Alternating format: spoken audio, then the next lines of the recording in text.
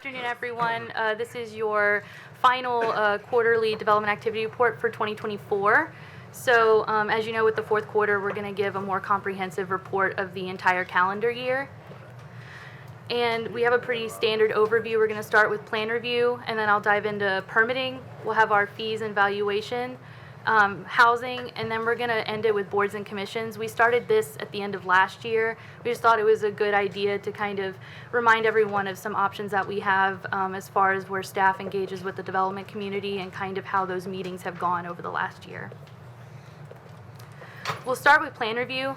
This is the first stage of the development process where design professionals will submit plans and staff reviews them against the codes and ordinances that are approved. This is a highly collaborative stage of the process between staff and the design professionals. And staff maintains a very high level of service commitment to all applicants. We have established timelines that staff is committed to making. And I thought this was a very interesting report from Planning's internal reports that it was 949 meetings internally regarding potential and active development projects in 2024. This is including pre-application meetings that are required for larger projects. So I just thought that was a very interesting data point to share with you all. I also wanted to highlight, this is on the Building and Neighborhood Services website. Plan reviews for planning and engineering are very similar timelines for this, but just to give an idea of the service commitment that staff has. If you'll see with plan review, I know it's small on the screen, but for initial submittals, we have a commitment of 20 working days to be sent back with comments, and then for resubmittals, it's 10 working days. And then also you'll have same thing with turnaround times for inspections, permits, and service requests. So jumping into plans approved over the last 5 years, if you'll look in 2024, Envision Franklin amendments, we had 2. Rezonings, there were 9. We had 1 annexation and 7 development plans that were approved. And that was pretty consistent numbers with 2022. It's a bit lower than 2020, 2021, and 2023, but still a pretty strong plan review activity. Next, with permitting, pretty much any new construction, renovations, and additions will require a permit, and these are all handled by the Building and Neighborhood Services departments. And then we have some other permits other than building that are pretty typical. We have trade permits, which are electrical, plumbing, mechanical. We also have use permits, so these are for your short-term vacation rentals. We also have mobile food vendors. We also permit swimming pools, and then a new one that you'll see is actually fire permits. This was a new process that was set up to try and make it a little bit more efficient. And you'll see that reflected in the other permits category later on. So for permits issued in 2024, we had 1,228 building permits issued. We had 5,408 trade permits, so that's a combination of mechanical, plumbing, and electrical. And we had 323 fire permits issued. And if you kind of look at over the last 5 years, you will see that we had an increase in permit activity this year compared to the last 5. Pretty strong numbers. We have 57 swimming pool permits issued, 56 demolition permits. And I do want to note, again, like I said with the other permit section, 366. That's including the fire permits. Once we have more years of data, that will become its own category. Next, with development fees, we have 2 main types. We have permit fees, and these are just based on the construction value of the project that's being permitted. And these collections of these fees go to the general fund to help offset city operations. And then we also have impact fees. Impact fees are directly tied to the development's impact on city infrastructure. They go into special revenue funds, and they are only used to expand capacity of infrastructure. And the city has been working diligently in partnership with the development community to update these fees over the last year. As you all know, we updated our road impact fees this year. And this was also the first full year that the new water and sewer impact fee structure was implemented. And then Parkland will also be coming through. We're working on that. And water and sewer impact fees phase 2. So impact fee collections in 2024, road impact fees, we collected just over $7 million. Water impact fees were just over $1 million. Sewer impact fees were about $5 million. Facilities tax was $2 million. And parkland impact fees were about $3.5 million. And just to provide a visual, kind of what that's looked like, that trend over the last 5 years, the very top one is road impact fees. That's our highest collecting impact fee. You'll see sewer is second, and there's a pretty large increase. This is mostly due to the increase of the impact fee that was effective January 1 of 2024. And then facilities tax and water impact fees are pretty consistent over the last 5 years. Water impact fees, we don't serve water to the entire city of Franklin, so that impact fee is very highly dependent upon where the development is happening. So after seeing a decrease in 2023 of impact fee collections, we've seen a significant increase in each impact fee category. Obviously, the largest increase was in water and sewer due to the restructuring of the fees, but the second largest was in road impact fees at 26%, and those impact fees the new ones have not gone into effect until July 1 of this year. And these increases really do reflect the increase in multifamily and commercial projects that were permitted. You'll see under housing, last year we had 0 multifamily permits, and this year we've had 3 multifamily developments come through. We had Optima, Wood Duck Court, and we also had Cherokee and Shawnee. So that was actually 4. And we also had several commercial developments, like Canteen on Carruthers. And construction valuation, this is a metric that is based on the construction value of the project that's being permitted. This is really seen as the level of investment that's happening in the community. And in 2024, the total value of building permits that were issued was about $778 million, and that's about a 28% increase from last year. And again, this was really due to the number of commercial and multifamily developments that we had permitted last year. And just to give you a visual, I apologize, we had dollar amounts on these, but you'll see that this is about the second highest over the last 5 years. You'll see in 2022 we really peaked at almost $900 million. We did have a high amount of activity at that point, but if you also remember, that was kind of the peak of inflation too for development projects. So that also played a role in how high it was, but this was a really strong year if you compare it to the last 5. Next, to touch on housing, last year we permitted 1,003 dwelling units, so that's an increase of over 600 units from last year. Again, this is really from the increase in multifamily units being permitted, but single-family and townhome permit numbers really do still remain strong. And you'll see that reflected here. Last year we permitted 282 single-family homes, 153 townhomes, and 568 multifamily units. A lot of these residential areas, Poplar Farms has been permitting a lot last year, West Haven, and then we also had Southbrook and Southvale were other developments that were still permitting a lot. And then lastly, I'm just going to touch on the boards and commissions. We really have these established to help engage staff in the development community on different aspects of the process. The first one that I really want to acknowledge is the Development Services Advisory Commission. This is an advisory board that provides guidance and recommendations on how to enhance the city's development processes. This is a really great group to work with. I'm their staff liaison, and they work really hard. One of their biggest projects that they did in 2024 was working on developing that development customer survey.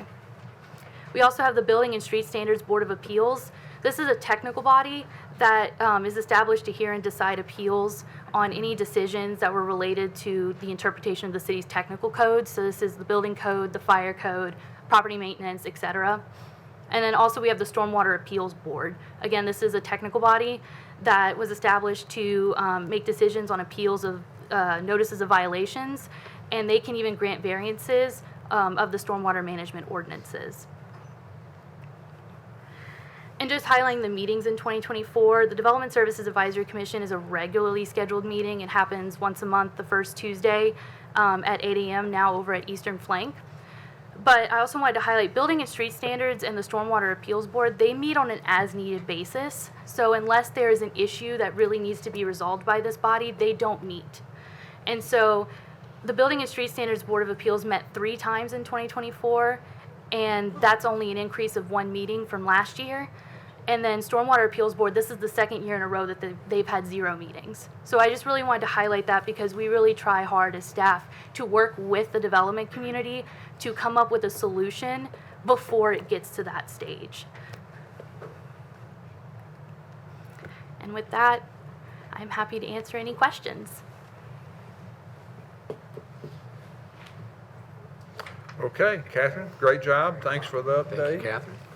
Did you have a brainstorm all of a sudden there? I did. It took me a minute to process it and for my mic to come on, but I am glad. I'm just curious, the Stormwater Review Board that met in 24, or did not meet in 24, when was the last time they did meet? We actually did meet. Okay. But it wasn't, But there wasn't there wasn't a project, okay. but we did Oh, is that a meet. get-together? Covered this dinner? Strike that from the record. am actually, so I'm not aware of the last time that they met. I've been gathering this data for the last couple of years, but I can absolutely get that information for you. I'm just curious if we Yeah. have a board that's not frequently meeting, I'd like to. That's one of them, because it's a very unusual circumstance, but it has met. In fact, I think when we met, we had, the last time that they had met was several years ago, and it was like 100 pages of stuff. Anybody else? We'll go on to items 2, 3, 4, and 5. Main Street Festival, Heritage Ball, Pumpkin Fest, and Dickens of a Christmas. And one thing that's a little different is that the Heritage Ball is going to be held at the Bicentennial Park, October the 4th. I do have a speaker that wanted to speak on item 2, and I'd ask Diane Bledsoe to come to the podium, and you have 2 minutes. Thanks. Hi. My family and I own the Franklin Bakehouse. And so for us, in particular, for the festivals, the drop-off for the buses is past our front door. Our address is 100 East Main Street. And everybody that comes to the festivals don't get dropped off at 100 East Main Street. They get dropped off at a couple of businesses in. And so it can be very difficult for us to have any kind of traffic on some of those, depending on that. And the biggest reason I bring it up is if it's a combination of the drop-off and the kid zone in the same area, we actually see a huge drop in sales on our 2 busiest days of the week because our regulars don't come and everybody just bypasses us because it's not what they're interested in. So my question is if there's any way that we can rethink maybe the drop-off so that it does give us that a little bit of traffic that we might want to get. And then as well, if the kid zone could be moved to an area where there's less businesses because that whole area gets impacted by the kid zone being right there. And there's just really, we just get 0 traffic. I mean, it's difficult for us.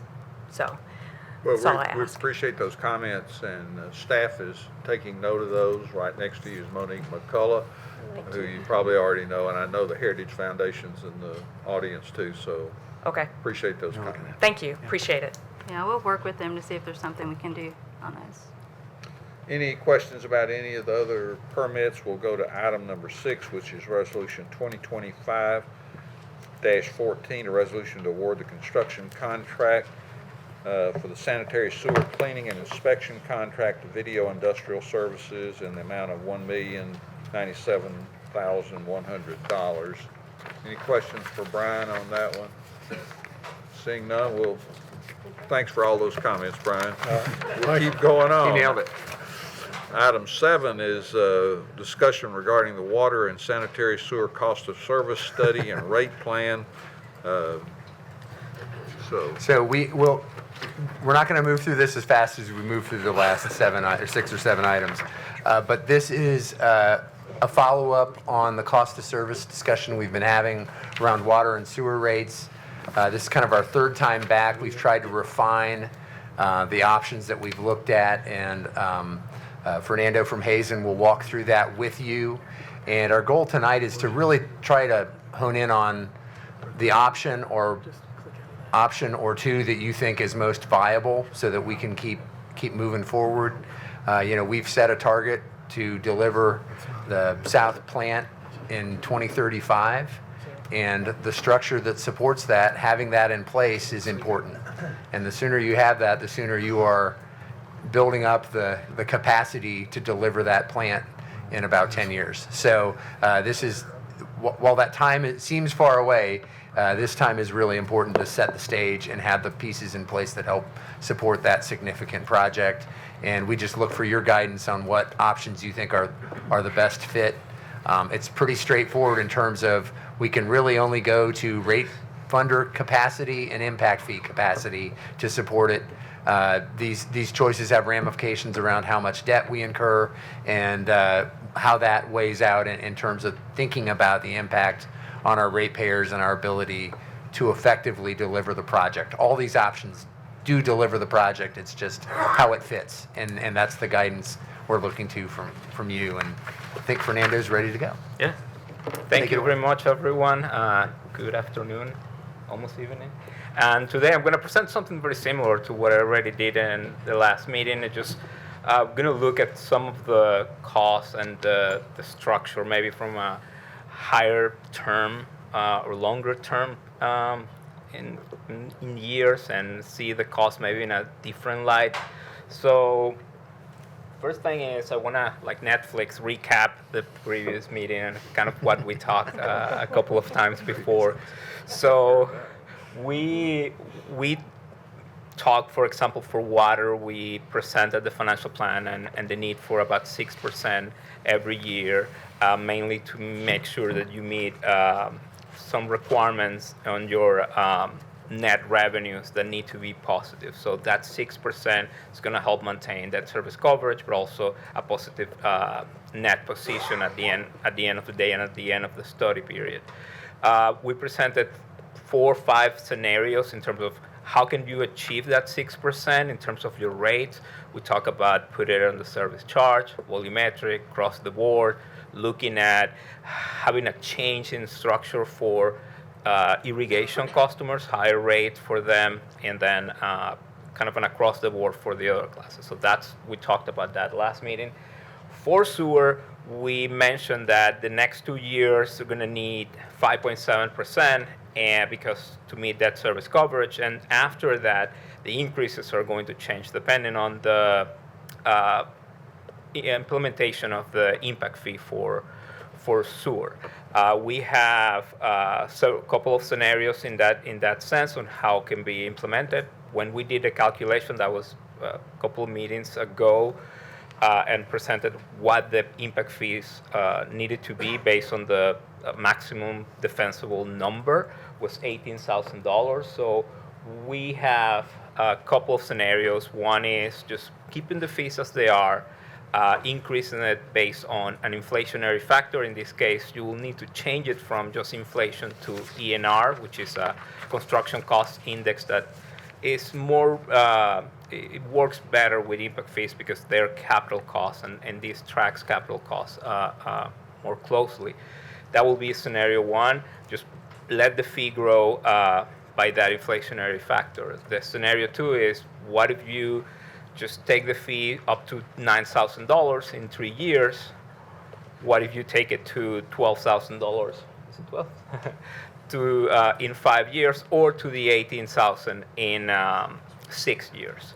So those are the 3 scenarios and kind of what I'm going to present. But something important is that at the end of the day, the fee is changing because of the expansion in the sewer plant. That's really the most important projects, and that's what's driving the fee to those numbers. And important to mention that plan is going to expand the capacity to 6 MGD.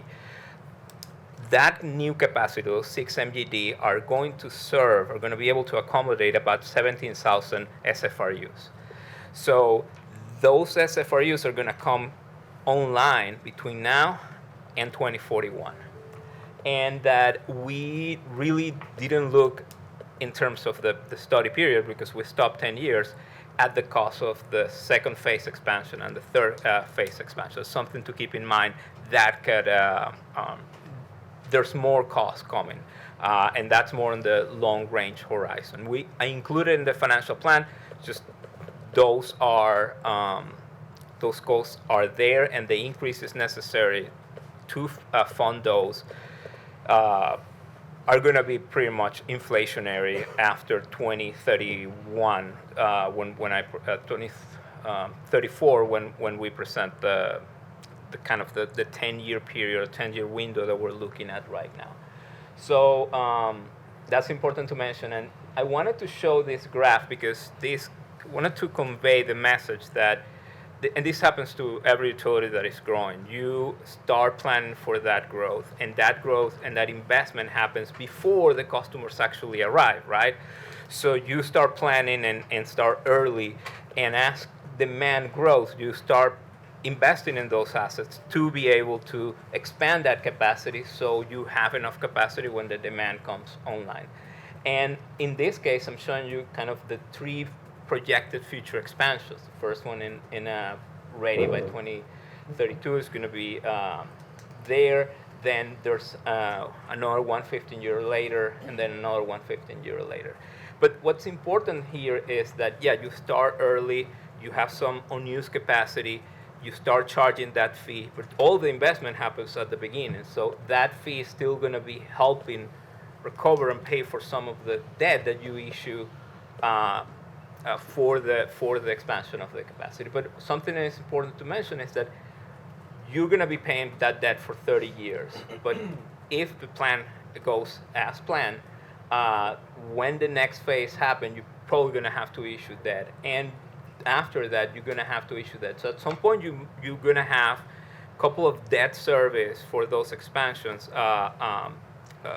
combined, and they're going to be paying at the same time some of that debt service. So it was something to mention that we wanted to convey it, how the process goes. And this is usually in the rate industry, we call it intergenerational equity.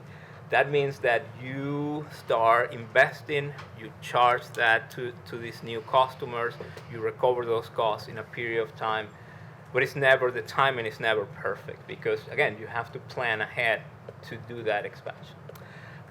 Something else that, again, those 6 MGD that we're going to expand first, they're gonna, those 17 SFRU are gonna be really added between now and 2041. They're the ones paying.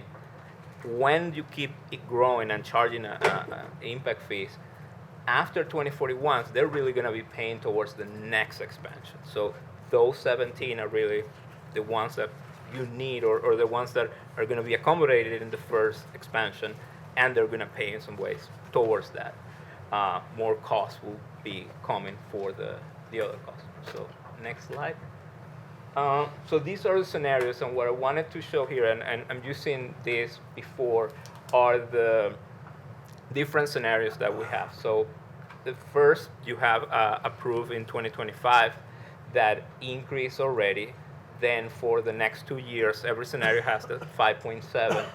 And after that, the increases change depending on the scenario. If you just do the ENR index is, and I can see, 5.7%, then it goes to 4.7. If you take the fee to $9,000 in 3 years, $12,000 in 5 years will result in a 4.3%. And if you fully implement the fee up to $18,000, is that 3.5. On the second graph on the top, that's just the cumulative increase that you're going to have on rates.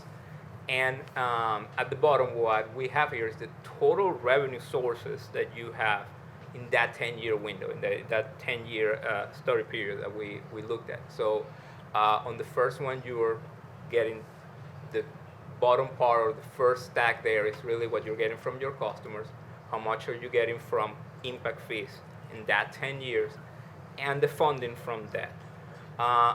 One thing I wanted to point out is that, yeah, you're issuing in each one that amount of debt at the top. When you include the interest that are going to be paid, that's going to be that number at the bottom. So in scenario one, you issued $253 million. Total cost with interest of issuing that is 412, 386, 369, 323. So one thing I wanted to mention in this is that these scenarios, I'll say, it's really about balancing some risk. There's always going to be risk, and when you, for example, in scenario one, the risk is you're issuing a lot of debt and maybe increasing rates too much to your customers, where that give you less flexibility because you might start showing signs or issues with affordability.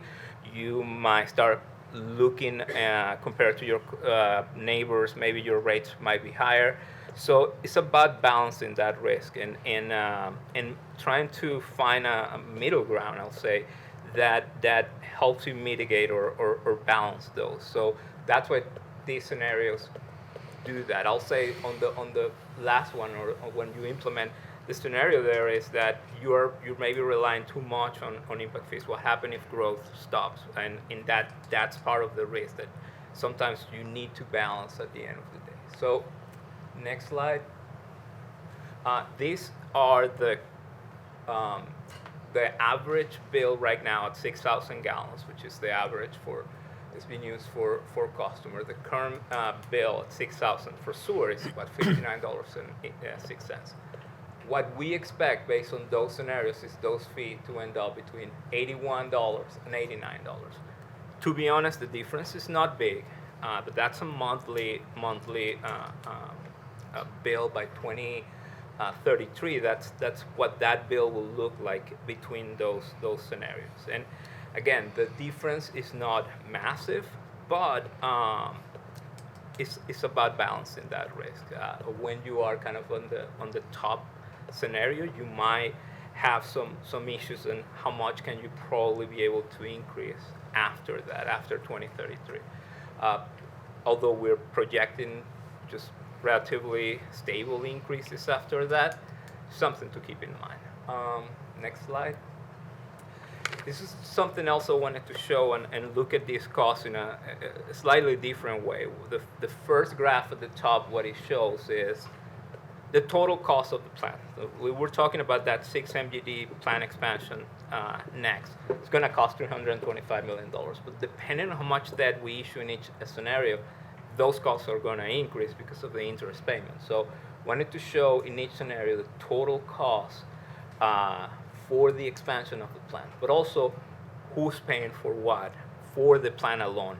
Before we were looking just at that 10-year period. This will be for the plant during that 30 years after you issue debt, and for those 17,000 SFRUs that are really being served at that expansion, how much are you really funding from existing customers versus impact fees? So each scenario gives you there the difference. So the first one is $333 million from customers versus $152 for impact fees for those 17,000. And the scenario where the full implementation, you go 129 from existing customers and 321 from impact fees. So that's kind of how the funding of those costs are being shared in each scenario. Next. So if we look at those, what the existing customers are paying almost on a per account basis throughout that 30-year period, this will be the cost in each one of those scenarios. So what every existing customers will be paying for the expansion of the plant, again, in a 30-year period, will be about $6,600 in scenario 1, $2,500 in scenario 4, and the number in parentheses is really what that will be per month in a 30-year period. So it's almost like adding $18 from the bill will be really to cover the expansion of the plant.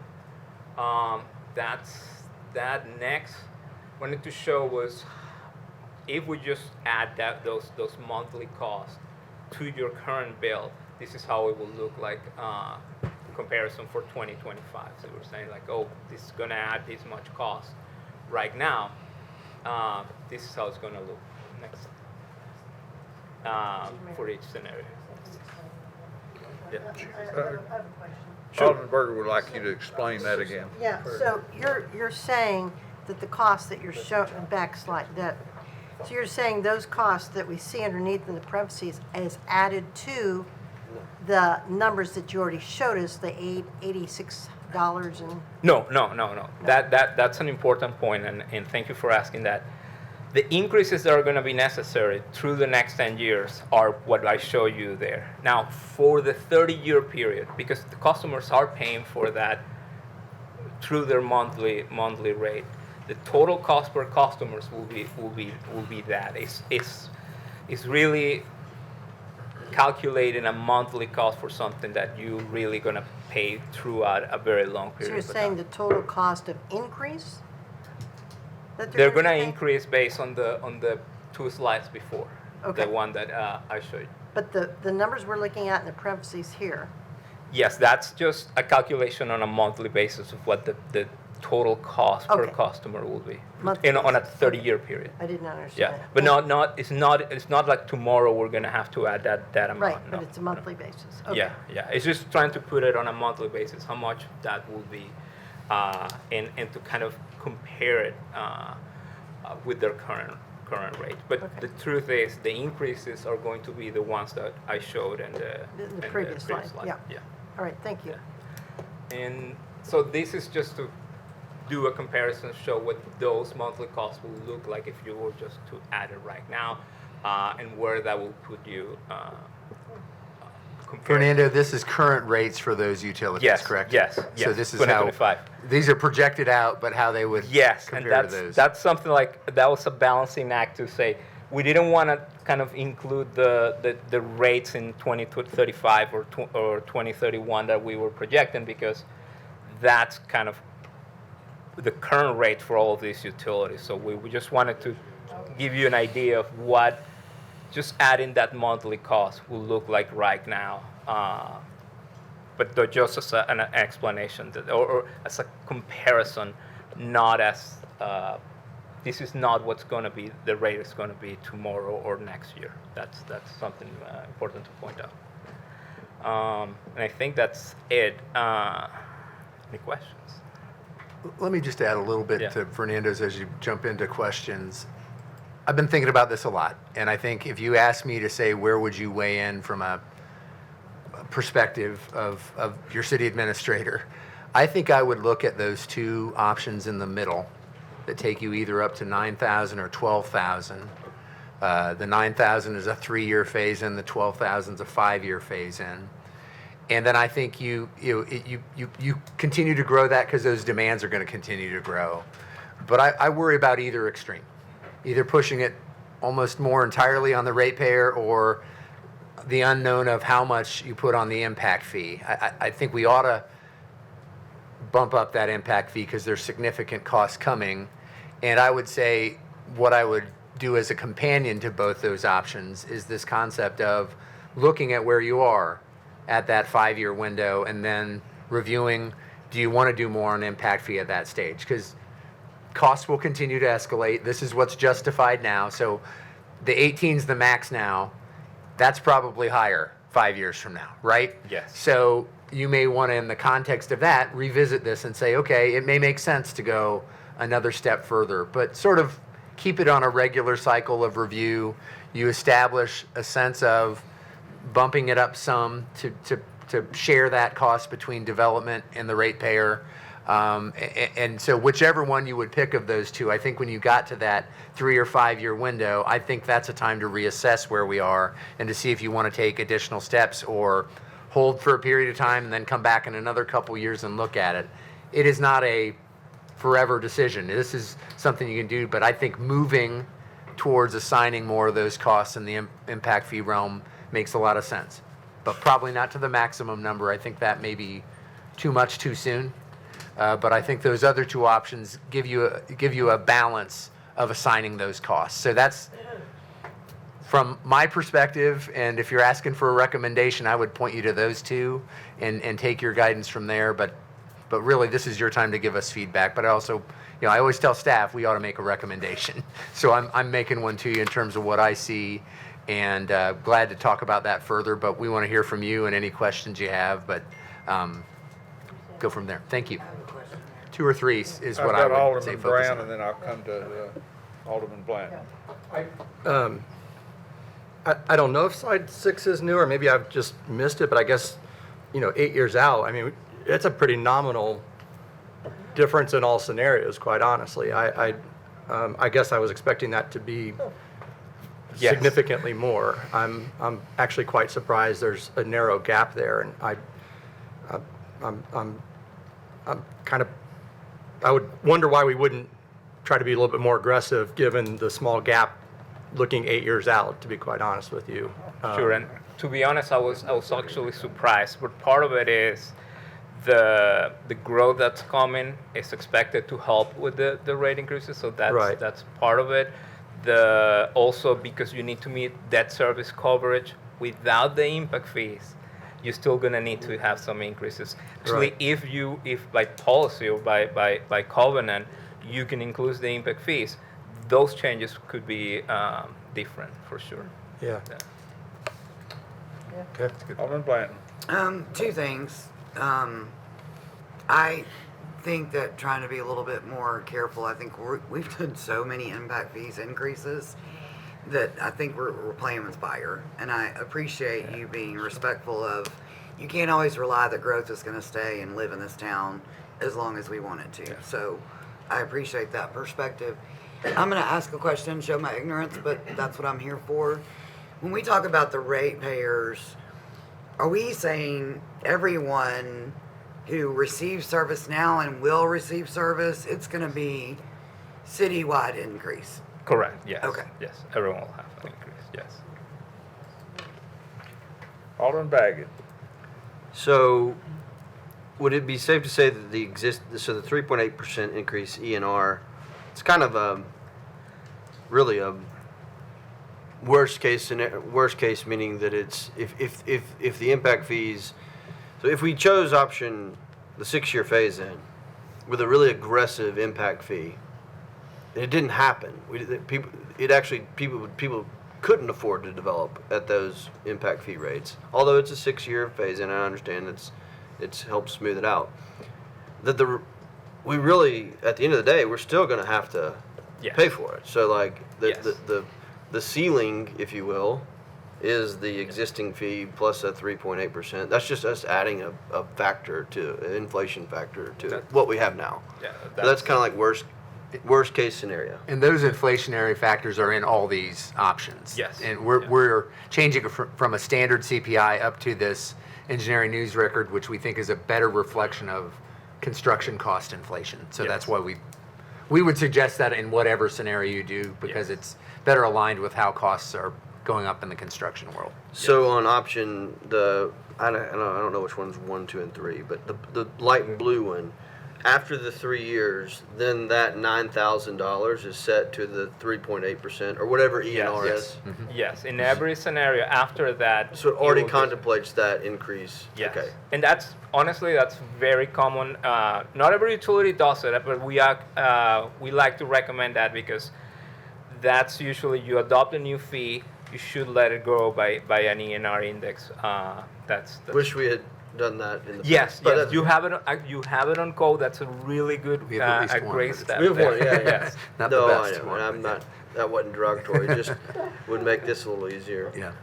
So, yeah, I hesitate to Yeah. have to come back in 3 years when development, or 5 years, when development impact fees are not there because of a variety of situations, and then we end up having to make these, what looks to be and seems to be increases in rate when it's hard to, I'd rather us look at make an increase in impact fees in the future if instead of tacking on the front end, because we have made all these changes. It really does make me nervous going to an 18, but it's 6 years. So do you have a recommendation that you think is most prudent? I know staff has given theirs, and I think as a balancing of risk, 1, 2 of the two in the middles, I think will get you there. And if you think about the 3 years, not the 5 years to 12, in year 3 you're actually getting 9. So 9, right. so You're kinda that's doing the same thing, it's right. almost somewhat. like almost the same in You the could sense look at that- it as a phase Right. and Yeah. then continue to keep an eye on it. Exactly. The other thing I've thought about is this chart that shows us staying in that middle of the pack. Now, those other rates are going to go up Yeah, from they other yeah. utilities too, but it keeps us in a competitive range. in terms of what other folks will pay for sanitary sewer services in the region. That's the other factor I meant to mention when I was talking about it, that I think is something I always try to keep in mind when we look at these two. So these other utilities are not adjusted. They're obviously the colored ones that we have, those are adjusted to what you've modeled, but the gray ones are just what they are today. Correct, And yes, so those will increase too. So if you applied the 3.8% ENR to those, Yeah. we'd be looking we'd be probably down towards the left-hand side. Sure. Thank you. And to be honest, growth is actually, it helps you a lot because having new customers and be able to grow, you can distribute the costs easily, and the increases are actually tend to be lower when you're facing growth. Actually, utilities with no growth, those financial plans look very sad. Because you're not growing. So think about if you have 4% inflation, you have to recover it through your customers. But when you're growing by 1%, you can distribute that differently, and that's very good. Alderman Caesar. Thank you, Mayor. There's, I think, 3 points. The first one is that these, on this graph, are reflecting today's rates, and in the future, that graph will be adjusted up. So in 2033, that number will be at the low end, $81.11 or somewhere about that. It won't be at whatever it is. I can't see 50. Correct. 59. This one is really just what that monthly cost will be if we just had it today, and that's why I wanted to put it just on today's. Yeah, so this is a snapshot of today where we are with that. In the future, all of those numbers will be higher. Yes. Theoretically, And it will be- assuming everybody else Right. increases their It will rates. be what was on a couple of previous slides, what we had there. So that was the first point. The second point I think is important for us to consider, and I certainly am taking this to heart. We're assuming, which we have to do here, that we will continue to grow at a relatively constant rate based on what we've done in the past. And to me, if that slows down, the cost per ratepayer hockey sticks potentially, Yes. right? Yes. And on the other side, if it speeds up, the cost per ratepayer would come down. Correct. Yes. Well, but think about, you might have to then speed up also the expansions. Well, yeah, I would, the flip side of that is if it slows, you don't have to deliver the plant quite as quickly. You can give yourself a little more time. That might help you Phase 2, stretch 3. that out over time in other phases. So we may not need to be as aggressive. So it kind of pushes you either way. There is a safety mechanism. Yeah, built in. there's a little bit of a self-correcting, if you will, on some of that, because we're assuming a growth rate that goes with a delivery time frame for the improvements. If that growth doesn't come, we don't deliver modifies, extra then demand. the pressure Capacity. pushes it out a little further. If it's higher, more intense, then you've got to look at that. We can the accelerate. other side of that. And then the third point, I think maybe this is an obvious question, but will the ratepayer see or feel any enhanced services for this additional cost? Well, you will generate, you will have a higher performing water reclamation function. So we will, these are treatment components that we've already tested that are among the very best anywhere. It does give us the opportunity to augment our drinking water reservoir potentially, should we so choose. There's a component that's assumed here as well. So there are elements that lead to a higher performing system because we're bringing on even better technology and we have the capability to augment our reservoir should we so choose. So, I mean, I think that's it. I don't know that Like the person across the street. you'll notice a different flush or a different, turn on the spigot, but it does enhance the system long term, makes it more sustainable, more viable over the long run. Okay, thank you. Alderman Vice Mayor Potts. More effluent. Thank you, sir. I just had two Helps the quick effluent comments. system. Yeah. And Eric, I think this is the one that I'd like to see is what you recommended is coming back and doing this revisit. If we land on 3-year, if on 5-year, is to have that revisit. Because I feel like, again, to what Alderman Baggett was saying, we don't want to throw us under the bus, but we need to have scheduled time to have Fernando come back and present again and see where we are.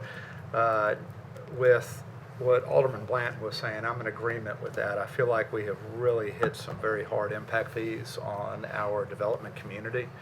And I'm more conservative on applying additional impact fees on that.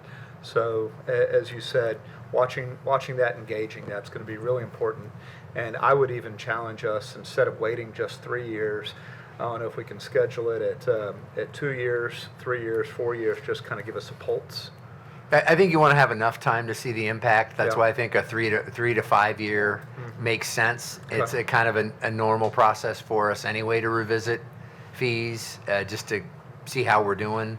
The good thing about this, though, is it does give you a baseline that builds towards the ultimate goal of delivering phase 1 and sets the stage for phase 2 and beyond. So I think you're putting yourself in a good position.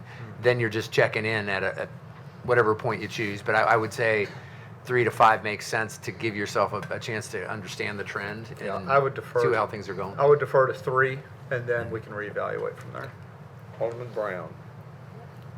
I'm sorry, I just followed up to that. What are we having him come back and present before sending this up to a voting meeting? I got to be honest with you. I I'm think ready to you're go. talking beyond the vote, after the vote. Oh, okay, I'm sorry. So 3 or Okay. 5 years from now. Oh, that'd be- oh, see where we yeah. are. Okay, thank you Yeah. for that clarification. Sorry. I'm ready to go. Not Yeah, waiting let's for go. 5 years. Yeah, okay. All right, good enough. Thank you. Sorry. Thank you. Alderman Barnhill. Here, go for it. If what we're doing here is building a wastewater treatment plant for future growth, that future growth should be on that person that's coming here that's not already here. So I'm not sure that I understand why we would be in opposition to putting if it costs, whatever the costs are, that's the cost that should be applied to this right here. I mean, are we at $325 million for this plant? Is that what did I just see a little bitty Yes, print come that's right. across the screen that Yeah. said $325 million? Yeah, it's too tiny. Go back to that one. Yeah. Your eyes are good. Yeah, that's Well, 325. we do have this little cheat sheet right here. So, It's pretty big on slide 3, too. yeah. So I'm not willing to sign off on just trying to get the rate down to where we are thinking that we're accomplishing something that allows growth to continue.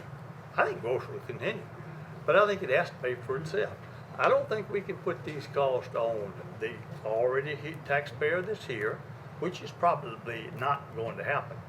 But we need to make sure that what we're doing is not charging the existing resident that's been here for quite a while. And I'm not sure that I understood, or I may have understood because I didn't see it. But I don't know how what you're doing here is necessarily hitting that off. Is that number that we're doing on the fees, that's to reach $325 million? Yes, so if we Is that what we're doing? Yeah. Yes. Yeah, and actually on the most aggressive scenario, you're paying for almost all of the plan with those 17,000 Okay. SFR user will come. So yes. What do you mean for me, right, Mayor? Yeah. Alderman Baggett, are you through? Alderman, yeah. all right. And I Alderman wanted to Baggett. touch on what Alderman Barnhill said. I think that would be my desire as well. What I've come to understand, though, is that we are not able to take out any debt based on the impact fees that are paid for by new growth. That's the only method of collection we have. And so we cannot take out debt based off of impact fees alone. We have to have some rate base, which is why in the most aggressive, there still is something. Correct. Yeah. Even so with the big, You're always going to have some level of debt. Yeah. It's a cash resource. it's cash. Exactly. Yeah, I understood. And so, my fear, the reason it's a balance to me, I would like for the most aggressive option to work. But the reality is if it doesn't work, or if we go out and build the plant, it doesn't work, we're back here to the far left. we Probably got- even worse. and even worse because we don't have. So if you go as far as extreme to as much on the impact fees as we can, and then nothing gets built at the pace that is modeled, then we're also hosed.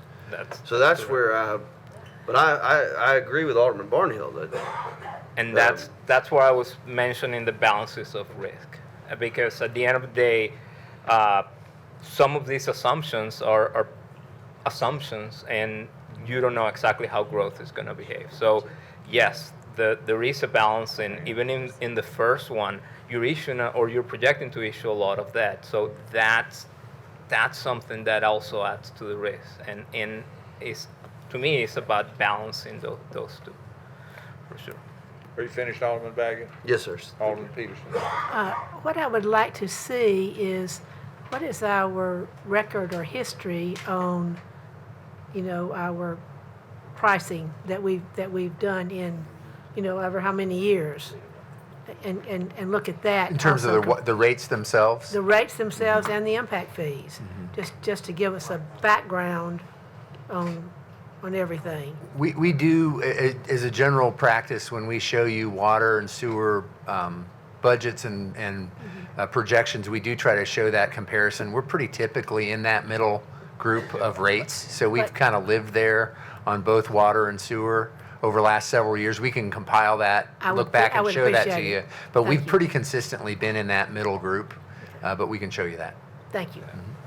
And from what I saw, because I had all the rates from previous years and the increases, we've actually done a good job at keeping a single-digit increases almost every year, which actually is good, because utilities that tend to not do increases, then when they do, they go 10, 12%. So actually, what I saw on those rates increases were consistent single-digit increases almost every year on those rates, which is usually a recipe for success for utilities, is to keep that. The customers tend to not get used to, but they understand that an increase is coming. It's usually when it's a surprise, is when they tend to react negatively to it. I've got a couple of questions. I tend to fall kind of in the middle, either the 3 or 5 year. I don't know why you didn't show a 4-year. I guess that would confuse us even more. We can do that too. But I think my question to you has to do with our debt service coverage, which we're, pretty close to what the state expects us to have. So how fast can we accelerate that debt service coverage to be in a much better position? Yes. That's why the 5.7 are needed in the first 2 years, to make sure that service coverage is met. And after that, the increases, if you think about it, they're all relatively close. But yeah, on all those cases, that service coverage is met. Thank you for that. Yeah. And then you just commented about we've done a pretty good job of escalating our rates to pay for all the services. And so that's been spread out over all the customers. It hadn't Yes. been specifically targeted toward, unless you go to the impact fee, which would then Correct. target more the new Yes, growth. yes, all the increases have been to all of the rates, so, yeah. That the water and sewer are their own, their own thing. Enterprise fund, yes, ma'am. That's right. They don't get paid by taxes.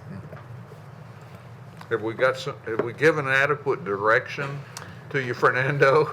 I would like you We've to, assured your job for at least another 2 or 3 years. Mayor, it would be helpful for us to have more clarity, because I've heard you talk Okay. about really options. If I'm going across the screen, 2, 3, and 4 have all been mentioned by members of the board. It would be helpful for us to get a sense of where you really want to see. And if you want to see more information on 1 or 2 of them, we can do that. But we really need to start narrowing the field. And if there's other information we can provide that helps get you to that decision point, we'd love to hear it. But we really need a little more clarity about where each of you are, or at least a majority of you are, so we can start honing in on that. Well, I can give you clarity on mine. I want either a 3-year or a 5-year phase-in is Well, what I'm looking at. The combination is to what rate? To 9,000, or 12,000, or 18,000? So the way these are put out there is option 2 is a get to Yeah, I think 9,000. They're not marked, Eric. Well, let's count across. 1, 2, 3, 4. Dark blue is 1.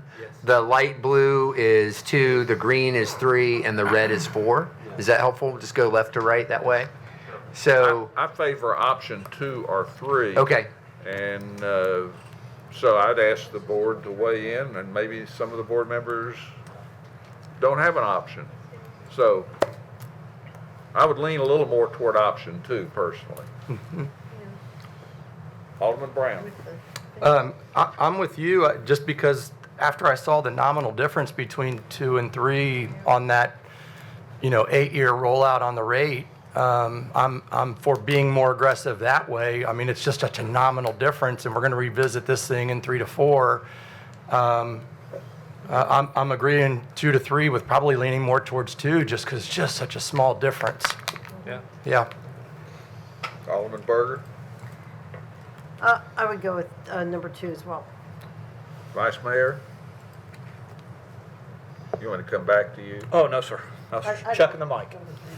Are you done? No, I was just gonna say, I'm leaning with Matt on 2, but I'd also like to see a little bit more information on 3. Just, You'll end up being last as always, Alderman Baggett, but I know, but I'll go back. because I think this will help. I'm leaning towards 3 because essentially it's number 2, but it's 3 Longer years. period of time, Right. yeah. So, except for the first 3 years, or you could do 3, 6, 9, and then the last 2. So I'd like to do, maybe look at a 5-year, phase into 12, and then like revisit it at 3 years. I think that's kind of what Alderman Potts was saying. So it's kind of a blend, like let's set the expectation in the market that this is a 5-year to 12, but we're going to revisit into year 3, see what development activity has occurred, what is collected, and so that would be, and honestly, maybe it could, if growth is continued at a rapid pace, I would even be willing to look at 18, getting to 18 after year 3, and looking at 4, 5, Sure. based on cost. And that way, that puts more on the newcomer than it does the rate. I'm willing to do that later on if we know we're not going to just knock it out, growth, or those impact fees, out of the chute. So that would be my. But the fact we're coming back to look at it, yeah, to monitor what we're doing. yeah. Yeah. That's a very Good. nice- Are you finished, Vice Mayor? Good news. Ditto. Did or did, what Alderman Baggett said? I'm just trying to have clarity. I've heard this group kind of The 5-year phase Okay. with the 3-year check. check-in. Okay. Yes. Anybody else? Alderman Barnhill? It really is a version of 2. Yeah, it makes sense. It sets up. Guess what? Here you go. Is there a point where, say 5 years down the road, we suddenly see that we're not gaining 2,000 people a year or whatever? Would you be in a position to phase back the impact fees on that? You can always revisit these, absolutely. Well, that's what I'm asking. Because what I'm asking for is when you get into the construction portion of this treatment plant, you're probably not going to be able to back that down or not go ahead and build it. So I'm saying that if you start, what is the estimated time for construction, and when do you expect it to start? Probably about 3 years of construction. 3 years from Yeah. now to begin? No. The construction 3 period years. will be 3 years, so So we're it back would down to start 31? 31 timeframe. 2031. Yeah, 2031. Okay, I like Patrick's proposal. I do, yes. Alderman Caesar? Oh, and Jason, excuse me. I would agree. Okay, good. Alderman Peterson? I don't know. I'm sorry? I don't know. You don't I know? don't know. Okay. Okay, have we got, That was great. Great. Thank you very much. all right. Fernando, thank you. Thank you. Number your choices next time. Put it on color coded, but at the bottom, you can see the I know, just do option 1, 2, 3, 4. We're not good on, obviously, job. we're not Thank good you, on Fernando. colors, we're good on numbers. Yeah, he does a good job. Okay, we're gonna go to Yeah, that's not item, easy. we're gonna consider items 8, 9, 10, and 11. because they're kind of the same ballpark, but we're going to go 8 and 9 first. The first is rezoning of 86.52 acres from regional commerce to Plan PD 6.94 and a bunch of numbers district for the property located west of Interstate 65, south of Bakers Bridge Road. We know that as the Galleria Boulevard, Cool Springs Galleria, and we do have some of those folks here tonight. And number 9 is Resolution 2024-70, approving a revised development plan for Cool Springs Galleria. So, Joe. Hello. We're all familiar with the Cool Springs Galleria, but if not, there's a map there for you, so figure out where it is. The plan proposes a new development in the existing PUD with the addition of 84,555 square feet of restaurant and retail space, 600 multifamily units, and 2 apartment building or commercial mixed-use buildings, as well as a 120-room hotel. The Cool Springs Galleria is within the regional commerce design concept of Envision Franklin, which are high activity centers that bring in both employment as well as commercial traffic, located at key points along the interstate. Overall, the plan does meet the recommendations of Envision Franklin. There could be some slight changes to better meet the recommendations of Envision Franklin, but this is a mall that was built, 30 odd years ago. So to really fulfill the true intention of Envision Franklin, you'd have to wipe the whole site clean, and we don't want to lose our mall because it is doing very well. So staff is recommending approval of both the ordinance and resolution, as is Planning Commission. And we do have people from CBL, please. Good evening. My name's Scotty Bernick. I'm a landscape architect with Reagan Smith. I'm here on behalf of CBL. John Michelle is here, as well as some other folks from his team. Out of respect for time, I will touch on the rezoning and the development plan items that the mayor mentioned. Wanted to note that the mall, the Galleria, is healthy. It's doing well. As noted, it's important employment and tax revenue generator for our city.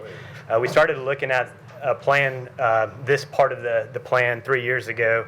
When we initially started, we were looking at just a single phase because that was the most realistic piece for redevelopment. After meeting with staff and getting some feedback, we broadened the scope to do a multi-phase master plan, which you might recall there's several different ownership parcels on this property. The part that we're looking at, the master planning piece, is over the entire area that I guess CBL, the gallery, has control of. The other 2 are owned by the anchors. As noted, we want to make sure that we enhance the Galleria, that we support it, and that we do no harm. So as we think of this site, it's not a greenfield site. It's existing utilities. There's a lot of stuff happening underground that creates design challenges for us. From a rezoning perspective, a PD is necessary. We want to implement the Envision Franklin principles. It's a unique site, as I mentioned. RC12, the current zoning, it caps residential at 1%, and where you have an existing Galleria of 1.5 million square feet of retail, we don't get to use that retail towards the percentage. Therefore, again, that's why a PD is necessary for the rezoning piece. RC12 has specific setbacks, minimums, and maximums where, again, this site is unique with a ring road and other restrictions for us to push our buildings all the way to Mallory. Also, some shared parking opportunities as you've driven by the Galleria. There's some existing spaces that can be better utilized. And wanted to note that a lot of the other bulk regulations of the RC12, we're still meeting those. So we're not going way above beyond. We're very consistent and compliant with all the uses. Just a few of those specific reasons why a PD is necessary for the rezoning. As Joey mentioned, regional commerce areas for high intensity centers, tax revenue, employment generators, and that's exactly what this is. At the joint conceptual workshop, and also with some of the staff comments we've received throughout the time, here's some of the things we heard. We'd like to see a little bit more civic space, and maybe I should stop here. When we initially submitted, we had a plan that was more single-story focused for phase 1. a lot more surface parking.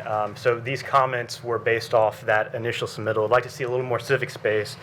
There was some excitement for a public-private partnership for some of the off-site road improvements. That's going to be a later agenda item. We'll touch on that. Then there was a need for residential in this part of Cool Springs, as it's heavily commercial. We'd like to see some additional parking structure in lieu of the surface parking. There was a need for continued revenue growth. There was appreciation that the buildings didn't max to the 12 stories of the RC12 district, and would be interested to see a more vertically mixed-use building massing.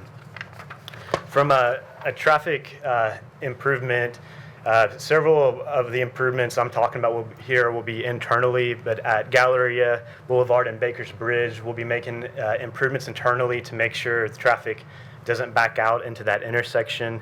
At Mallory and Crossroads Boulevard, we're looking at some internal improvements, better fluid timing, better for exiting the Galleria at that point. At Mallory and Nickel Mill, and again, this is sort of working south on Mallory, we're realigning that intersection. We'd be adding a right turn lane on Mallory into the Galleria. We'd be adding an exiting lane there. And then the big one is the capital improvement project of Mallory and Cool Springs. Again, that's an item later down the road, but that's on the list we'll go into then. As noted, we're excited to sort of evolve the plans. We eliminated several of those single stories, eliminated more of the surface parking, added a structure parking with residential, and sometimes we hear multifamily, and I think that is the residential, but this building type, the building typology is mixed use. So in lieu of just a multifamily building, we do have multifamily within a mixed use building typology, and I think that's a good way to sort of separate in town when you've seen different types of building, different types of architecture, different types of character, and what you may get from that activation standpoint.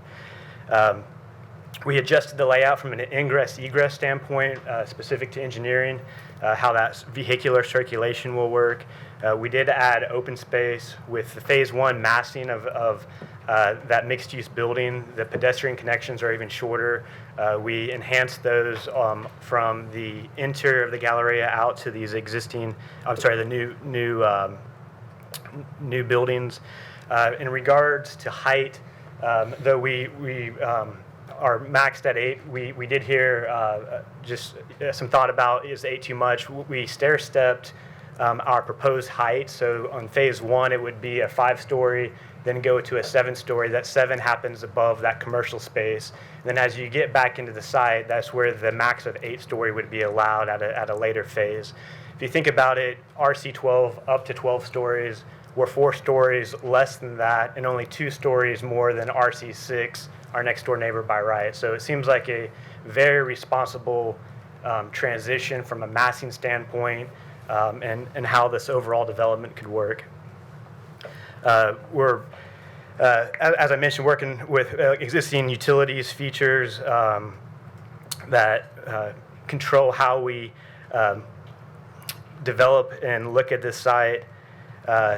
I should note that the Galleria is very heavily commercial, and when we look at mixed use, it's, as we've gone on our trips with Williamson Ford and Franklin Tomorrow and seeing some of these residential mixed use brought into these commercial cores, the multifamily, that residential piece is what's needed here to activate and to energize it. So that's probably one of the most healthy pieces of this. The point is as we add too much commercial, it would start competing with what's already there. So it's definitely a balance of what's that right number, how do you get that walkability at that ground level, but you have some residential there above.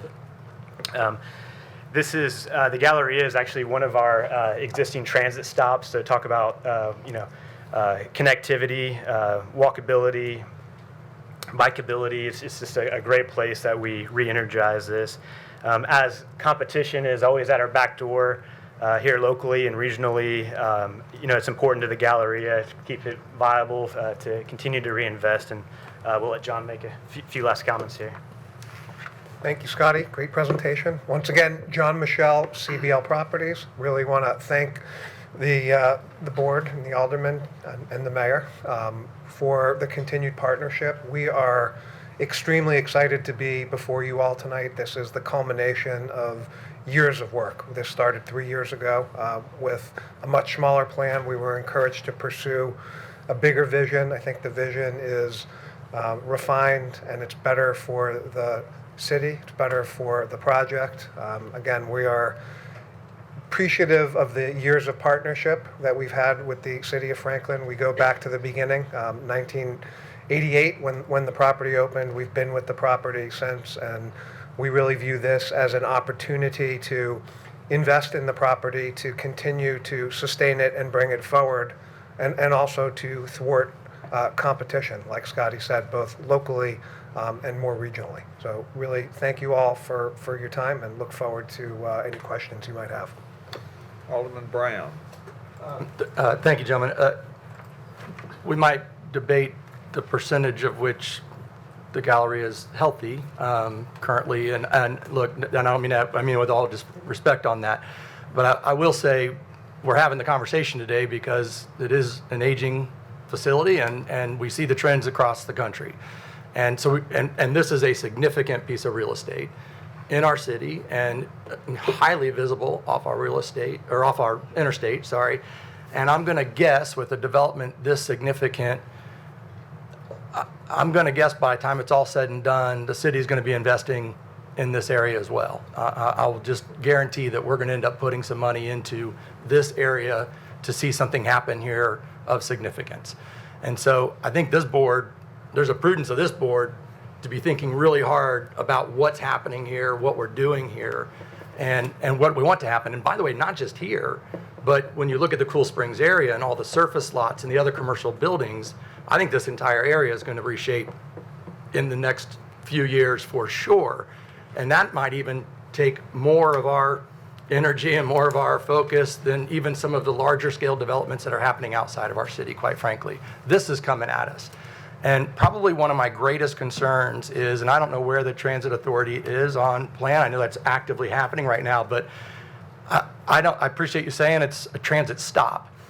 But if we're not actively thinking about a significant transit plan in this area, more so than anywhere else in our city, I don't know how we build a massive redevelopment here and anywhere in Cool Springs, relying on the road structure we currently have, without really thinking about this area being not just connected by sidewalks and bikes, but how are we really thinking about transit in our city? Because this is where it ought to be.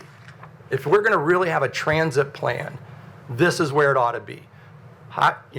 Lots of commercial, malls, lots of residential. This is where we said density was going to be along our highway, right? Along this corridor right here.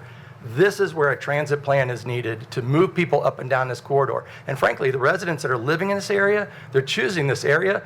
They're probably people moving into the area that have moved from areas that had transit. They're people who lived in these dense populated areas. They're probably expecting it. They're probably not expecting to drive up and down that corridor. And so I'm nervous about going too far here without seriously considering a significant transit plan to move people up and down this corridor and relying solely on auto traffic. And I love walkability and bikes, but that ain't going to be the only way that we're going to move people up and down around this corridor. So I think this, I know we say this, and I know it slows things down. I think this whole area begs for a small area plan, but at a minimum, we need a transit plan in this area. It scares me to do something this significant without one. So that's my 2 cents on this area. And I think you referenced the moving forward, there will be a new transit study made. I know Franklin Transit's working on that now. It'd be nice to see those two things come together at the right time. Anybody else before we move on to 10? Alderman Berger. Well, this is my area, so I am really concerned about it. There are a number of things that I think is really important here. Number one, I couldn't agree more with Matt, but a number of years ago, with your colleague, Scotty, Alan Thompson, we were looking at, and we had actually devised out a plan called the circulator for Cool Springs. Is the red line, the blue line, and the green line. It's a very nice plan. It needs a huge amount of tweaking now because of all the growth, but I think we have to get on that. If we're going to be doing a transit study, it will be a huge sacrilege not to have that circulator for Cool Springs in place, in planning. I couldn't agree with you more on that. It's got to happen. And that's probably where the city's investment is going to happen, because we're going to have to invest in part of that. So I think the other thing is, my concerns, of course, are always apartments. But I truly think what you're doing here in the mixed use, that's where they do belong. And I also think the mix that you have in the building type as well is what is needed in that area. But I'm really concerned with the design. A lot of this, I'm going to just say it. I've said it before. Drive around town, and when you get over there by I-65, now we have a lot of corporate areas, and we have a lot of great things going on. Trust me, we do. I'm not complaining about that. But I'm seeing new design, I'm seeing new developments on the west side of town, and then we go over and we go, what's happening over here? Why are we getting less design, good design? Why are we getting something that looks terrific? Why are we not putting the effort into design on the east side of Franklin? That's Franklin. It does not need to get shortchanged. So I want to make sure design is going to be top notch in that area, because it has to be. Because frankly, I'll be the critic on that one. I don't like what was the extension of the mall. I don't like it at all. I don't think it looks good. The back part of that, I just think it looks like it's plopped down and just was an afterthought. And I'm a critic of it, and I've always been, and you know that. I share that with you. But I want to make sure design is going to be extremely important there. I think this whole plan that you have, I'm really concerned, and I know, Scotty, you talked to the overall development, the overall master plan, and John, you did too, but it's getting this master plan and making sure it works all together is going to be really important, so it's not piecemealed in, and I think you're paying pretty good attention to that. But we have to have this because this mall is one of very few malls in America today that's still very profitable and very active. And I'm thankful for that, because this is a huge win for Franklin, has been for years. In fact, let me tell you, I was actually right after you moved. When did you open? 1888? 1988? 1988? Yeah. Not 18. Well, it's a long time. It's an old mall. It's a very old mall, and I'm feeling very old right now.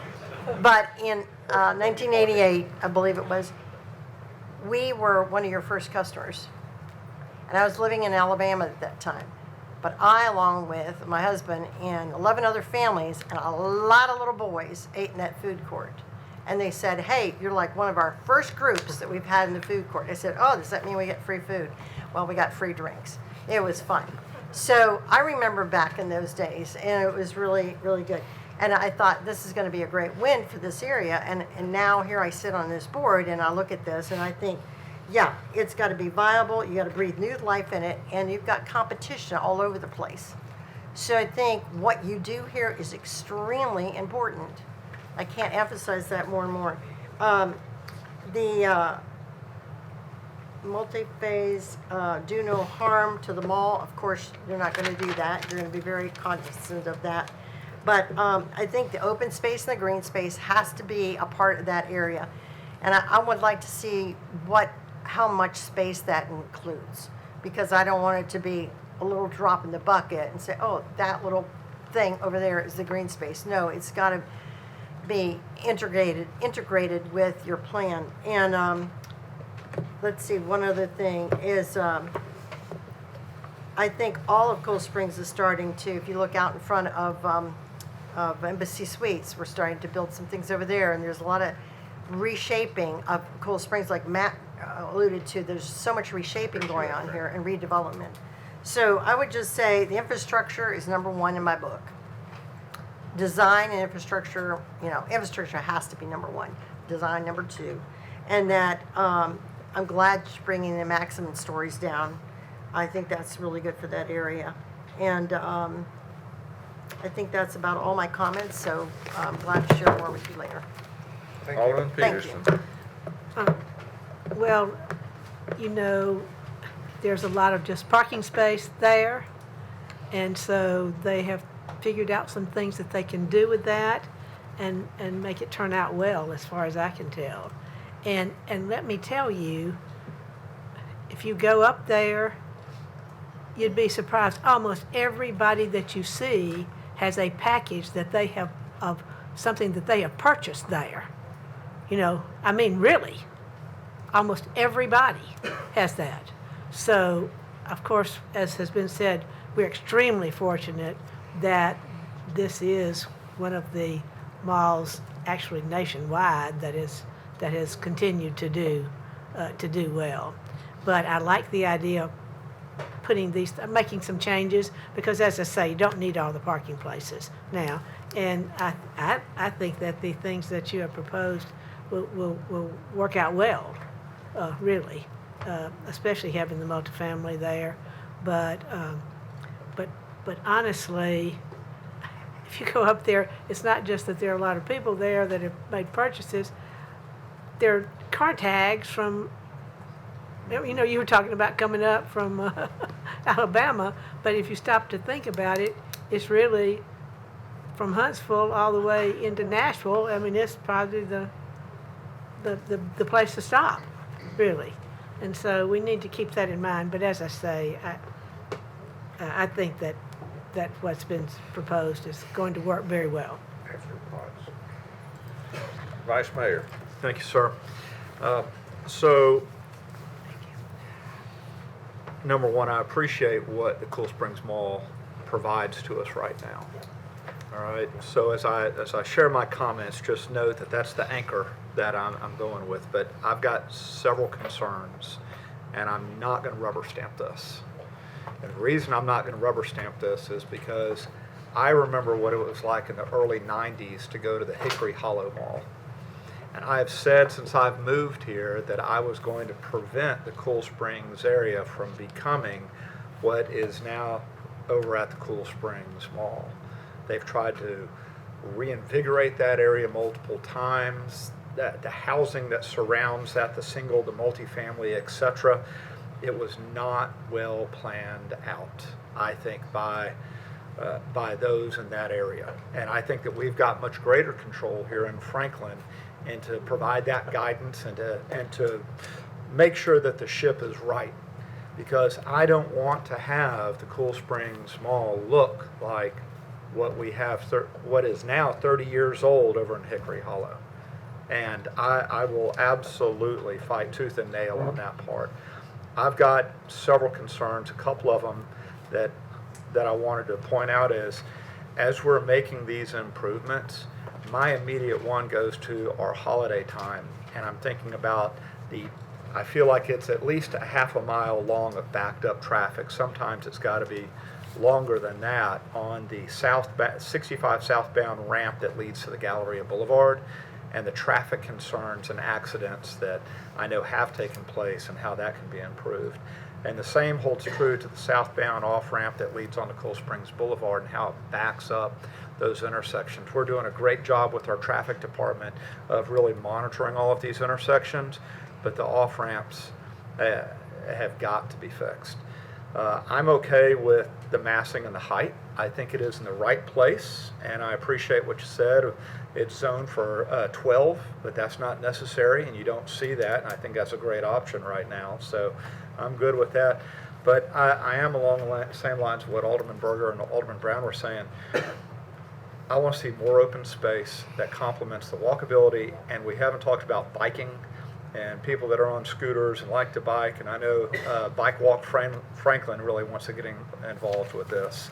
But the transit piece is essential. I think that this transit study that's going to be done, it has to be done right or it will fail. And it's not a one stop in this area. I'm envisioning at least a dozen stops in this area being able to get around the perimeter of this complex. So as I look at this, our retail mall's one of 3 major retail hubs in Franklin. The newest is McEwen, and the oldest is our Main Street. And so recognizing the vitality of these economic engines is really important, and you can see the passion that everybody has right here. So with that, the blend, the design style, the restaurants, and the housing that you described are good. But Franklin doesn't want good. Franklin desires and requires great. And so that's the bar that's set right now. And so if you feel like you're coming up against some challenging individuals, it's because we're passionate about it, but we also recognize how strong and vibrant this area can be, or return to being. Alderman Barnhill. Let me move over. Go Yeah, ahead. yeah. Without looking at anyone other than me, what would you consider to be the infrastructure that Alderman Berber has mentioned? What is that? Don't look that. What is her infrastructure? Do you know? She said that she wanted to improve infrastructure and something else, and all modern design or something else. I can understand design. What I don't understand is necessarily what you expect that to be. Do you know? I mean, we can meet separate at some point in time, and Alderman Burke can go ahead and explain that, and that's fine. But I think that's, I'm not understanding what it is, and I guess I've got a clue. Some places probably a road or some intersection or something other that we need to improve. And then the other comment was from an Alderman, from Vice Mayor Potts, and I appreciate Vice Mayor Potts looking out for the mall. And he says he is not going to let that mall die. Well, the mall has been there since 1988. I'm not sure that I totally even agree with your number as far as it opening, because I went through that mall when it was a concrete wall up and the steel beams over the top of it, probably in early 1989. So I don't think it opened in 80. That's okay, but that's not here or there. Let me tell you, what you don't remember is we're talking about it, and they said it's going to, is it possibly going to open before, like school starts and everything? And the guy said it will open on 10 a.m. and he named the date, and it was open, on that day. It was open. And that's whenever they were just starting to build it. And the other thing is, this will die if there's not this type of attention to it and this type of redevelopment that goes into this particular project. That's what will cause the project to go down. Not necessarily whether or not the project is infrastructure and whatever other stuff. If you don't do what you're saying you're going to do, 600 units and blah, blah, blah, and 84,000 square feet and this and that, that's what will cause the mall to not function. And you've got enough room out there to do it. You've got enough parking space out there that's not utilized, enough parking space for you to do what you need to do. And we've sat on other times, it's been several years now, but we've sat and looked at some of this stuff, so thank you.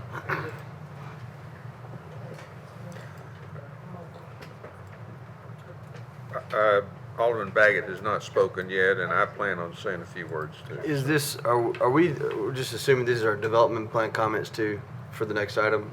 Is that what we're? We're out speaking to items 8 and 9, the together, rezoning okay. and the development. I just want to make sure. First of all, really quick anecdote, the pink Slotsky's Deli is up there. And it is a fan favorite of me and my business partner. And last week I had a meeting down here in the yellow, off Crossroads. It's not yellow, that's like a brownish color. And it took me 25 minutes to get from there to there at 12:45. In 25 minutes. That's quarter of a mile I don't know how long that is. Y'all probably, but I mean, 25 minutes. I sat at about 5 red lights, and and look, this is, you just happen to own a really big piece of property in the middle of a really congested area. I know the next items where we talk about some of the traffic improvements. I'm looking forward to hearing that. But I come to this project with that in mind, not just that, but probably the thousands of people that are watching on Facebook right now saying all the traffic problems they have in Cool Springs. Yeah. So I think, I said this at the work session, we got to figure out how to get people in and out of Cool Springs. I'm looking forward to the next item agenda, so I'll reserve the rest of those comments for that. Go back and watch that was just that part, Mayor. The comments on the Reckler apartment complex that was at the corner of Cool Springs and Matt Catcher, and the iterations they went through on design to see where, if you want to have a real current, up-to-date, kind of what does that mean, design? Well, this board, really beat the drum on that one. So I would encourage you to go look at that. I would agree with that, although I didn't vote for that one. I would say that 7 stories. I'm just not ready. I'm just not ready for this. And I think the public probably isn't either. And to be competitive, they gotta want to have a place to come. I think the main thing is just the way it looks. And maybe I have not seen this larger one, but I do remember the one smaller one that was there in the first iteration. And you took the advice, and I said, don't have the outside, retail that was around the corner, around the exterior, single, box retail. I didn't know that we were going to come back with this 7.5 story, basically fill the whole thing with apartments. This mall, is this like, did you have a record year this year in attendance at the mall? I mean, I'm sure it probably, at least on Saturdays. I can't answer that, but the mall does well. I can't find, I can't find a parking spot there when I go on the weekends. It's just great. It's awesome. So I'm not of this like cataclysmic, if we don't do something that things are going to be, that we're going to lose, we're going to go Hickory Hollow. I don't think we're there yet. Would that be a fair statement? Yes. So I think that's why I think it's important to get this right. Those are my comments, but I do, go back and watch that, look at those comments on the design, and then traffic, which we'll talk here in a second about. Alderman Berger, do you still have a comment? Yeah, I did. By the way, so I texted my son, I said, how old were you when we went to that tournament for Father Ryan's, and it was so hot, we couldn't stand it. And he said, I was in this grade, and I was looking it up, and it's got to be like 1990 or something of that nature, not 88. So I looked it up, and the mall opened, on the day it opened was August 7th, 1991. And you're right. So we have 4 opinions. So there we are, Yes. 1991. But yeah, the infrastructure, I really want to talk about that for just a quick second. First of all, you've got IMT apartments across on Nickel Mill Road, and we've got to get those people across to utilize what you're building there. I mean, that's residential, real close to the Galleria, and it has to get over there. So that's something I want to pay attention to, is Nickel Mill Road and Mallory. And the infrastructure that Clyde was asking about, well, it's all the things that I think you mentioned, and it's got to be along Mallory, it's got to be Baker's Bridge, it's got to be at Crossroads, it's got to be in exactly what you said, Jason, or Alderman Potts. You've got to have, you have to address the holiday and how we are going to funnel traffic, because that's one of our biggest problems we've all had. You know that. I'm preaching to the choir here. So I think when we talk about infrastructure, we have to lay out an infrastructure plan, and all that has to be studied to the nth degree to find out how you all, along with the city, how we make the improvements and where the priorities of those improvements are that would move the traffic. So, and I think you have to, address the people who are nearby who can actually walk and get there. And Nickel Mill is one of the first first group of people I think of. Those apartments are very nice over there, and they're full all the time. they're walking their dogs. I see them all the time because I'm in that area constantly. So I just wanted to add that, so Thank you. you'll concentrate on that. Well, I want to thank CBL for having been here since 1988, and also the investment that you're looking at making in our community. That doesn't go unnoticed. I think this is exciting that you're joining the band that's building in their parking lots in the Cool Springs area. I look forward to this project, and I hope that the phases occur rapidly rather than really slow, which would mean that you're doing well. I've heard a lot of comments about the traffic, and I know that you're listening to that also, and I think that we have the Transit Authority and our staff listening to that also. I appreciate Scotty talking about some of the road improvements that you're already visualizing, and I know that you'll be bringing some other things as far as what other components of utilities need to be upsized and so on. So thanks for the investment in Franklin, and we look forward to this being a very successful project for many more years. Thank you. Can we go to item 10, which is agreement with Cool Springs Land LLC for a public-private partnership to deliver Mallory Cool Springs Boulevard and I-65 ramp improvements. And you know, we got a notice yesterday from Mr. Stuckey about ranking capital projects, and this particular project is not in the ranking list. It's actually on projects that we've already ranked very, very high. So I'd maybe make a comment about that so that everybody's clear on where this project is right now and the importance of it. Yeah, before we get into that, just a couple things to touch on as we set the stage for this. You all touched on it quite a bit in terms of talking about where we are. The mall is clearly an economic engine to facilitate reinvestment. May take some additional assistance and partnership. And so that's what this discussion is around. What does that look like? How do we facilitate, enhance reinvestment while we're still in a relatively healthy position? And so to help that happen, staff has looked at that, worked and had dialogue and partnership with Cool Springs Mall and CBL about what that looks like.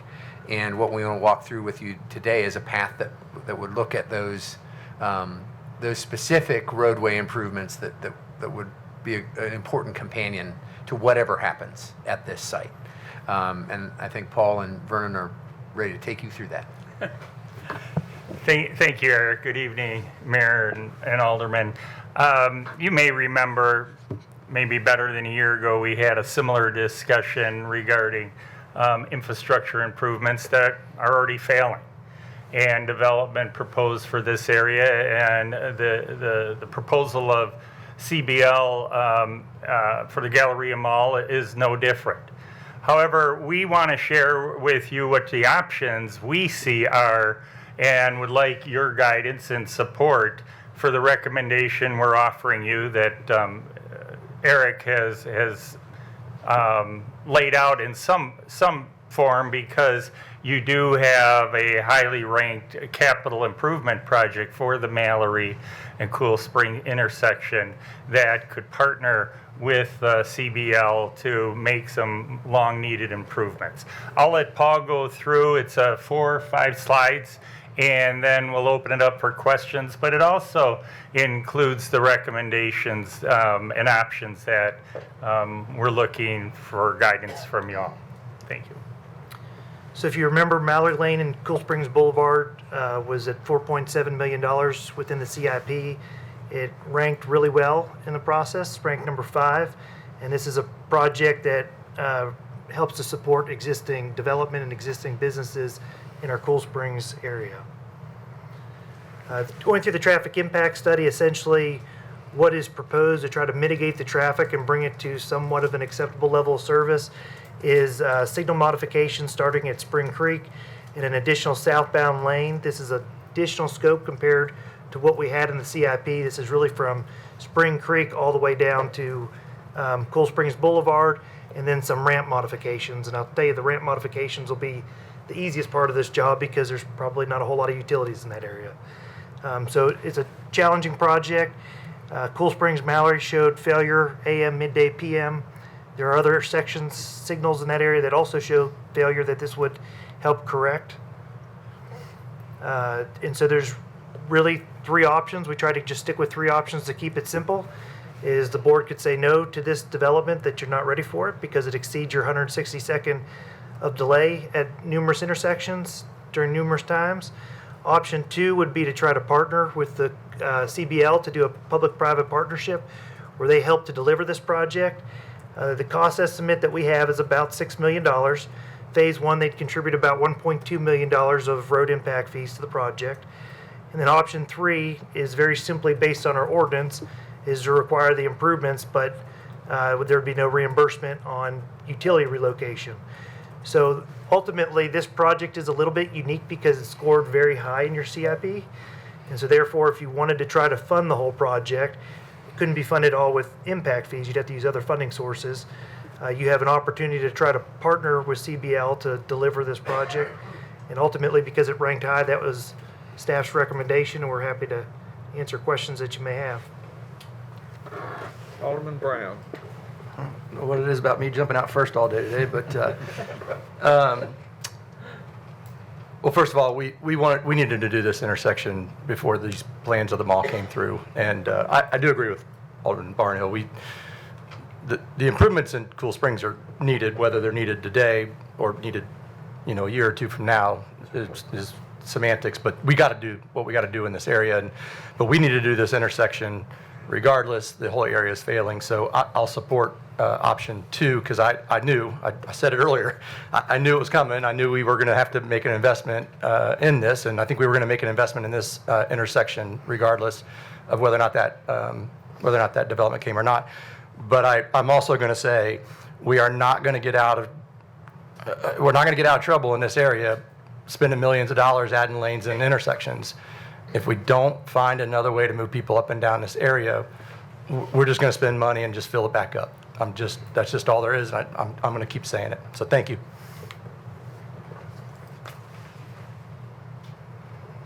Alderman Peterson. Say option 2. Thank you. Alderman Barnhill. And I would agree with Alderman Brown on that also. I don't think you can't spend enough to catch up. I mean, you're always in the behind if you're looking at something like a development or something other to do this. And I also agree with the fact that this intersection is long overdue. So, Anybody else? Is that a yes, Alderman Baggett? You said there's several intersections failing, This is correcting several intersections, this So- project, so. but how many? We're correcting to a I'd have to level of go- service what? Yeah, I'd have to go back and look at it. This will get it to an acceptable level of service at Mallory and Cool Springs. An acceptable F? An acceptable F. I think it actually goes to an E. I'd have to go back and check, but it's I love your it's face. acceptable I love within your face, Vernon. within your policy. It's acceptable. Within our policy, I Yes. understand your policy. There are acceptable, unlike my kids here at the City of Franklin, we have acceptable letters of F grade. Don't tell my kids I'm okay with that. But. No, look, I think this is the linchpin of the whole thing. But did all of this negotiation happen? What has happened is I saw these out parcels. Okay, do something more creative. Then did the city come and say, well, if you're going to do this, then we need to have all of these we need all this investment made in the roads. And you're like, well, we can't do it if we put an Outback Steakhouse or whatever it was going to be. If we put these out parcels. So now we've got to build another big 7-story apartment complex to make the financials work for the roads. I mean, is that what happened? No? Do you want me to? I don't know No, if I I'm don't able to think do so. that. Vernon, is that kind of like I guess what I'm wondering is like how do we get from? I'm looking at this massive new apartment building, and then now $6 million from the city to fix these roads that we were already going to do 4.5 for. I'm just kind of wondering, and we're still going to have level Fs, and I'm just kind of wondering how we got here, and maybe this is more tied back to the development plan, but Well, that, I really appreciate you asking that question because it's not so much how we got there, that's pretty obvious. We've created a very desirable community to raise families, for business to be profitable, to employ our citizens. And we attract a lot of visitors too. And the Cool Springs area, back when it was first established, was a destination for the region. And it was a nice destination for people to spend money, in which our community benefited from and growing. But now there's a lot of opportunity, as you've even talked about tonight, for many of those property owners, not just CBL, but throughout the Cool Springs area, with those surface parking lots, which are extremely expensive, to reinvent themselves, and for us perhaps to think more creatively of how can we create the revenue stream or equity to make those infrastructure improvements, not just roads. The Transit Authority is on the cusp of hiring a consultant for a master transit plan for our community. All that comes together. So it is more walkable, and people can get to it in more than one mode of transportation. So, I don't know if I've answered your question, but it is the results of us building a really, really desirable community. And we're going to have to consider to use the tools to allow those businesses to continue to be profitable. To address it maybe a little more directly, we didn't say you got to build more so that the roads are more affordable. That's not how this went. No. They took feedback they got from you and from the Planning Commission and worked up another plan that they thought was viable. We worked off of that plan to say, what does that generate in impact fees? What's the gap? What's the cost of the work that it takes to get it done? So I don't want to say that we somehow linked more development to getting roads done. We really looked at what came from that process. I respect and maybe I misunderstood No, you. So. you didn't, is probably the way I delivered it. And I would tell you that that's never the direction it works, obviously. But sometimes because this is a terrible traffic situation already, that naturally it's going to lead to required improvements the more density and stuff you have. So there's no, the situation, like we've talked about this, and how we handle it, and here we have a situation. But I'll leave it at that. We already had it budgeted for the capital project, so should the development plan be something that's desirable, I would have no problem with the number 2. Mayor, if I may, one thing that we didn't include here, the 1.2, 1.3 in impact fees for the arterial road, that's the phase 1 fees. If they complete that whole development, it'll be closer to 2.6 in road impact fees, and then hopefully the improvements will spur other redevelopment of some parcels too. It's not an easy answer, and I'm sorry I was long-winded with it. It's hard to answer. And before I recognize the Vice Mayor, the fact that there are residential units on the property, that doesn't mean that everybody's going to get in their car and drive to the mall. The idea is for those folks, so it's a good balance. It's a generator to make the mall more successful. Vice Mayor, you look eager to speak. Well, Mr. Mayor, because that's about what I was about to say, is the infill opportunity with this new housing option. Those individuals are going to be working in and around that Cool Springs area. And my understanding is it's going to be priced affordable so that people who work in these retail environments and restaurants are going to be able to be living there. It comes back to something that Alderman Brown and Alderman Barnhill said about we're behind the 8 ball, we're trying to play catch up. So I'm now pulling together bike, walk, transit when I'm looking at this area now and in its entirety. I think that transit report is going to be so important. So yeah, my support's behind number 2. Alderman Berger. I would select number 2 as well.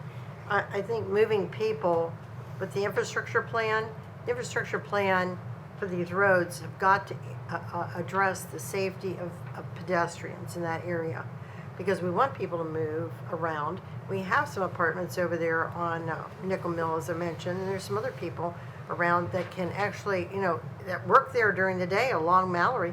They can literally walk over to the mall, and on nice days, people like to get out. I see people putting their tennis shoes on and walking around, and they may want to walk over to the mall. They want to do some shopping on their lunch hour or whatever. But we've got to be able to move them safely during that, that infrastructure plan has to address safety for our pedestrians. And this is a hub of commerce. This is Franklin's hub of commerce. Now, Berry Farms is becoming a second hub of commerce as well. But we have to address this aggressively for moving the vehicles in that area, because if we can't move the vehicles, that really impacts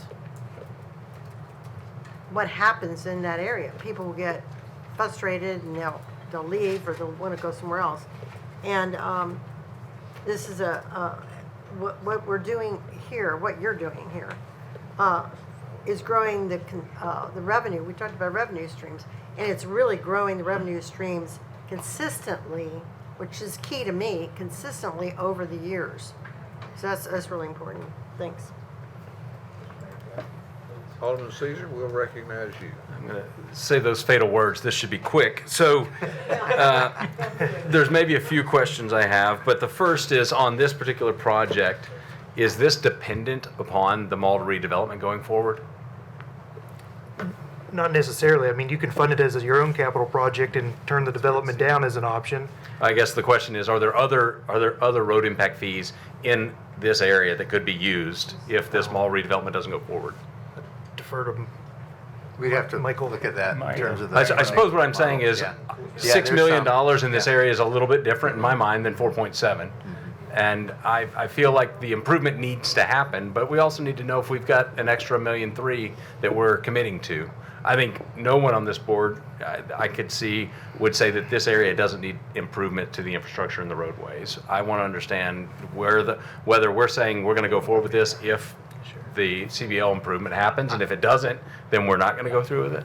Alderman, I'll let Paul talk a little bit more about the improvements. What I will say is, though, CBL has agreed to pay for half of the construction drawings, the engineered drawings, which will get us to a point where we can get some more firm construction costs associated with these improvements. So that's a commitment they're making. If I heard your question correctly about, if we don't contribute, will they go forward? Well, they can address that, but you could also allow the city to make that improvement and either have them wait for the city to make that improvement through your CIP program, or allow them just to pay the impact fees. However, we would say in our discussions, they will be able to deliver this faster because we'll put a milestone on it that they can get into phase 1 and maybe even get started with phase 2, but these improvements need to be done quicker. And I want to emphasize that doesn't necessarily mean to be done for less money. We're going to watch that, but we do feel that they can deliver that quicker than we could. And as history has typically said, that it should be less money as well. And even though there's more improvements that Paul will get into. Just to add on to that, anybody that drives out of Spring Creek today knows that it backs up all the way from Cool Springs all the way back to Spring Creek. It is definitely needed to have that third southbound lane. And I believe there is some uncertainty around how much utility costs will drive this, and we'll know more of that. Because I think this is on the possibly on the higher end of that, depending on what we find out on that element. And so I suppose I should have said this at the beginning. I'm not suggesting for anyone's ears to think that this is not needed. I just want to understand, because it is. And I would almost say that, why did we stop at the northern border that we did? Because I drive up and down that Mallory Lane. Is Mallory a state road? No, it feels like it sometimes, but if you continue on, and it does, because it is very difficult to drive on, and it needs improvement, and it needs attention, and I think we're behind the 8 ball already. And if we're waiting, I guess the genesis of my point is, if we're waiting on this project moving forward before we start working on this road, then we need to reconsider it. And Would you like Michael to give you a little snippet of how the Sure, he looks financial ready. plan? Yeah, he's ready to Looks go. ready. And I'll say, before Michael goes, in the Cool Springs area, it's hard for me to predict which property is going to develop next. So a lot of times in these areas where we've already built a lot of the infrastructure, when a big development comes in, we try to pair up with them and do some type of partnership. Good point. Michael Walters Young, Chief Budget and Performance Officer. Good evening. In terms of, given where this is ranked currently in your latest looking of things, you have $134 million of capacity that is not planned. Go back a month, actually 3 meetings when we did the financial model. So we would look at that as an available funding source and balance it with all the other CIP items. We would look at general fund cash. We would look certainly at road impact fees, because these improvements would be adding capacity, correct? Correct. And that is something that you can use road impact fees for. It's very clearly arterial and collector roadways. Textbook example of what to use road impact fees for. Those would be the 2 primary sources that we would look at to fund these improvements. You're welcome. About the funds. What happened to the Floor North funds? The development at the end of McEwen at Cool Springs? Did we get some impact fees out of that?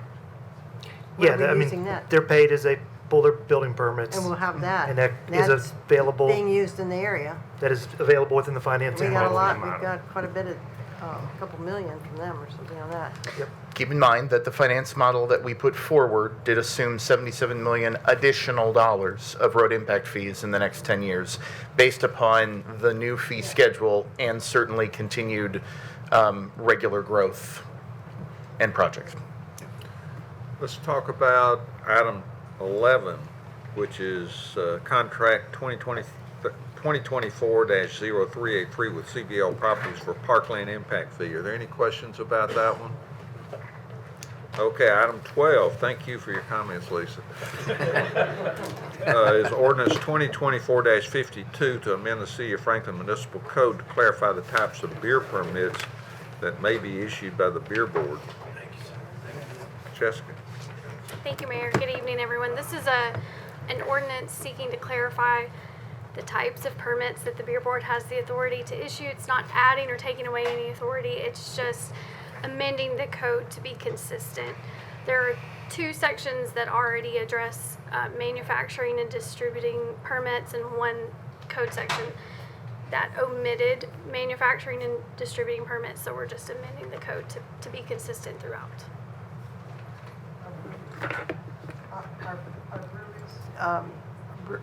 A brewery addressed in that as well? Yes, that would be what would be covered under manufacturing, right? We have 2. Or a brewery, or one that actually does manufactures beer on site? Correct. Micro? Yeah? Yes, correct. Okay, all right, thanks. We should have these items that talk about beer and alcohol earlier, First. because the longer we get in the meeting, the more we think about it. So item 13 is Mayor Moore, you're more than welcome to come to Beer Board anytime. the discussion of the potential Central Franklin parking study. We want to provide you a little bit of a opportunity to give us some feedback on some broad areas of scope for a parking study. We've talked a number of times, it's come up over the last several meetings, and we wanted to come to you with some of the concepts we're looking at to help guide that study. So Andrew and Kelly will take you through that.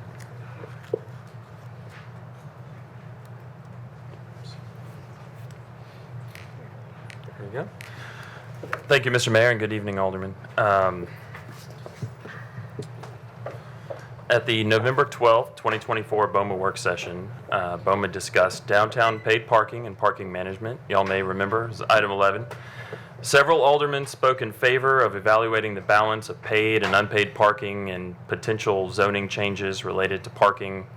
Since that time, the staff has included a program enhancement request for the fiscal year 25-26 budget to fund a Central Franklin parking study. The geographical areas of this conceptual study at this point is shown on the screen. The map on the left that has the aerial contains 3 different legend items. The dotted black area is kind of the general study area. This is bigger than what we've looked at before when we've done parking studies in the past. And then the area in yellow is generally the area that was looked at in 2018 with the study we did with Volkert and Walker. It's a little bit broader, it's a little bit expanded from that one. And then we've included these corridors of interest that are shown in red, so West Main Street and Columbia Avenue. And then I've included the zoning map that coordinates, that corresponds to the geographical boundaries as a reference. So the residential areas are grayed out to really accentuate the commercial zoning districts, the institutional zoning districts, and you can start to see West Main and Columbia kind of pop on the map. So there are kind of some inherent conflicts when you have these, mixed-use type zoning districts next to residential. So that would be part of the study. Since November 12th, we've had some internal meetings, and these are the 4 project objectives that we've identified, really digging into the paid versus unpaid issues, the zoning requirements related to the different zoning districts in this study area, mainly the commercial zoning districts, and then also looking at special events, analyzing the parking locations and circulation, the park and ride logistics for these special events that we have that are growing bigger and bigger, and then also looking at the corridors of interest. So these 4 project objectives generally build off of the 2018 study that was done. The 2022 update was mainly just kind of updating numbers. So this is sort of building off that first big study that we did for the downtown area. What would underpin all of this is the public outreach and engagement. So this would be a critical component of the study, given the various groups with a vested interest in the downtown area. If funded, the selected consultant team will help craft a tailored strategy that will be outlined in the professional services agreement. So we really think stakeholder engagement will be kind of critical to work with all the interested parties. If we continue down this path, the RFQ path, in terms of the timeline and cost, we could go ahead and release it soon, anticipating next month. We would let that out for 4, 5, 6 weeks, review submittals, interview the top consultant teams, choose one, and then right when the fiscal year hits, we would be kind of working through the scope, or maybe it would even be done at that point. So come July and August, we can really start to advance the study. So this is just kind of an aggressive way to have everything teed up by the time the fiscal year rolls around. The estimated cost would be to not exceed $250,000.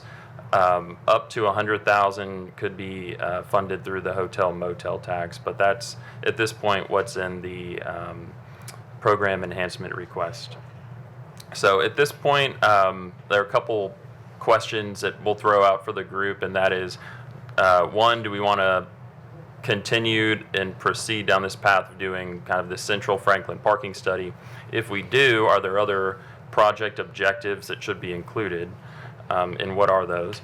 So we can kind of get a handle on that. And then 3, is it your preference that we proceed sooner than later so we can we'll be ready to go when the fiscal year hits? So thank you. Alderman Brown. No, he's gone first. I don't see Alderman Brown, I'm going to see Alderman Blanton. And then Alderman Caesar. Love you, Matt. And then 3rd place. No, and I know years tend to go quicker than we think, or sometimes slower.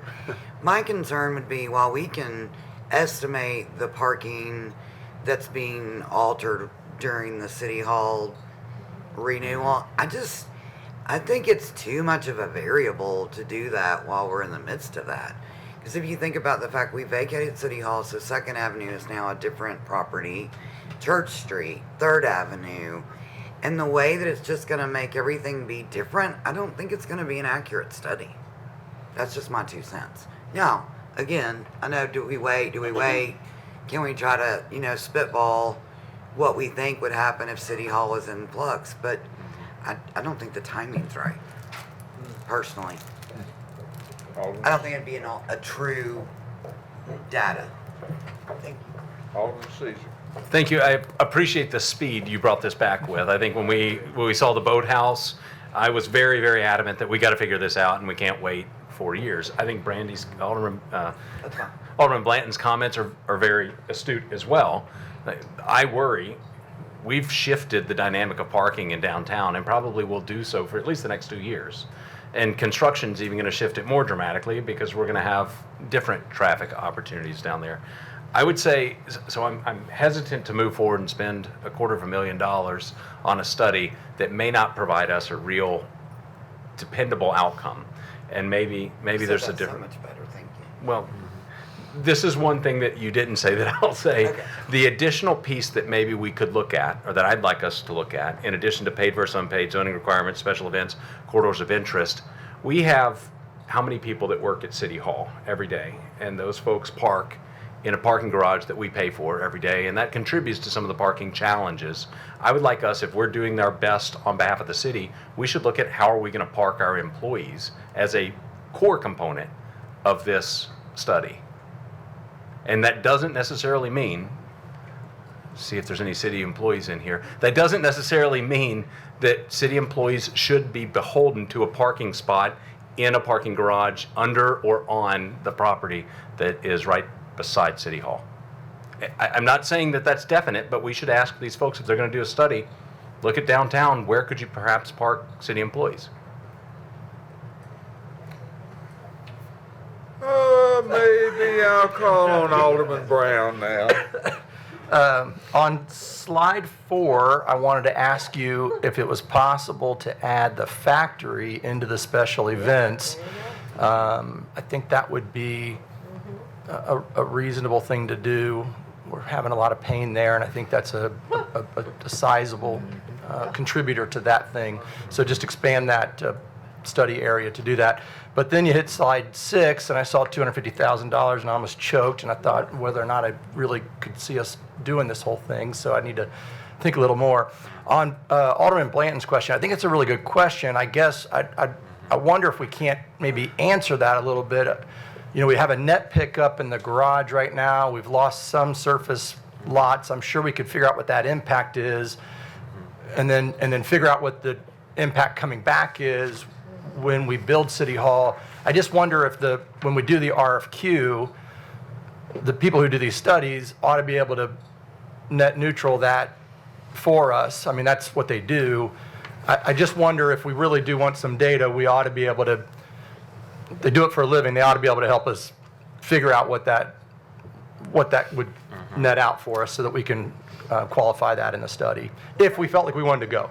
Well, Greg brought up a really quiet thing. It's also about behavior. Sure, but yeah. It may not be availability, it's also about behavior. I like that. Yeah. Alderman Berger, then I've got Alderman Baggett. Yeah, I think it's a little too early to do this study with all these reasons that you all just reiterated. And my big thing is we've got to stop allowing vehicles to enter our downtown during festivals. We need towns and other towns that have festivals to how they handle that, because I'm telling you, I've been to places where you cannot get into the core of a downtown during a festival. You have to be shuttled in.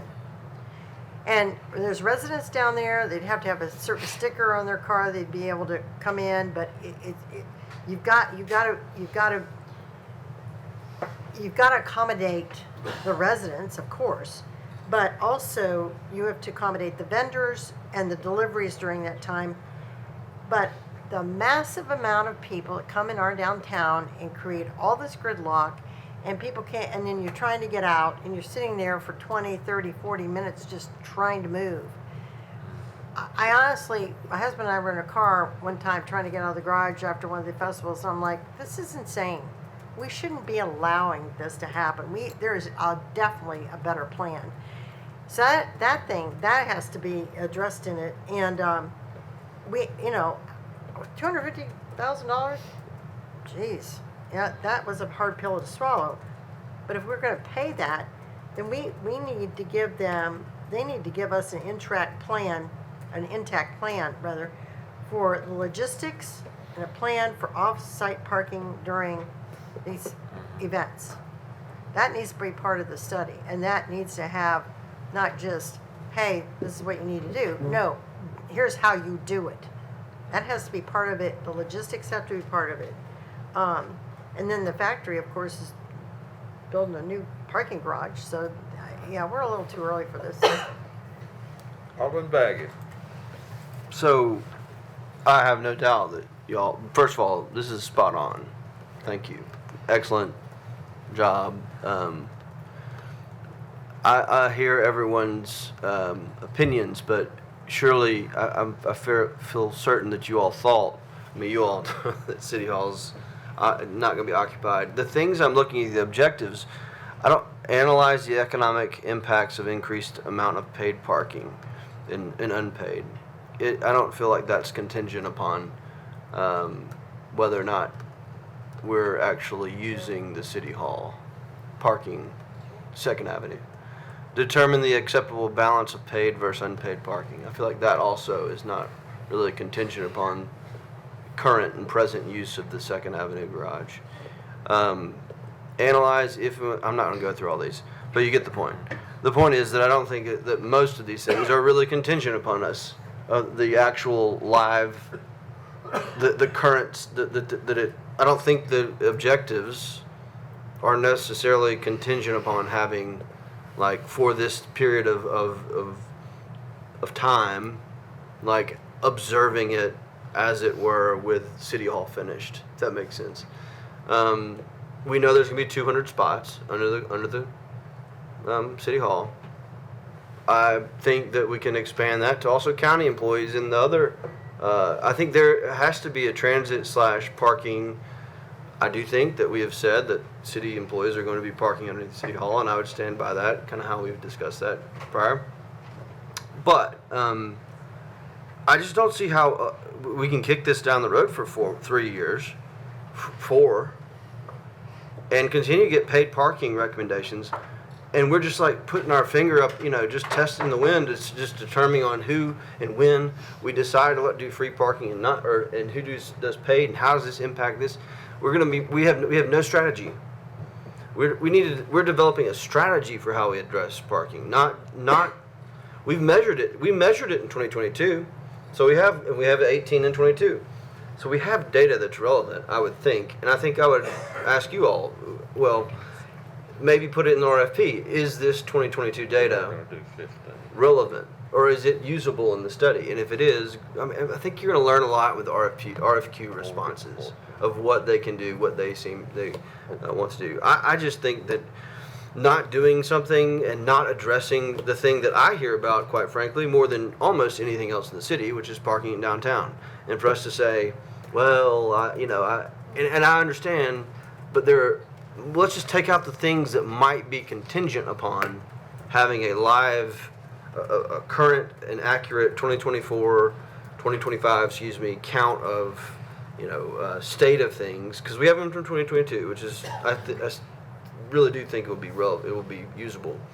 Like, let's just take those out, but let's do the things that are strategic, that are policy setting things, that move us towards some sort of solution on West Main, move us to some sort of solution in those zoning districts. Heck, just that by itself,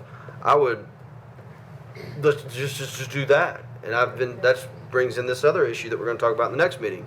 Like, I think there's enough in here that we don't have to, I think we can carve this up. And maybe after hearing our comments tonight, you go back and think through that. Like, what aspects are contingent upon us not being there?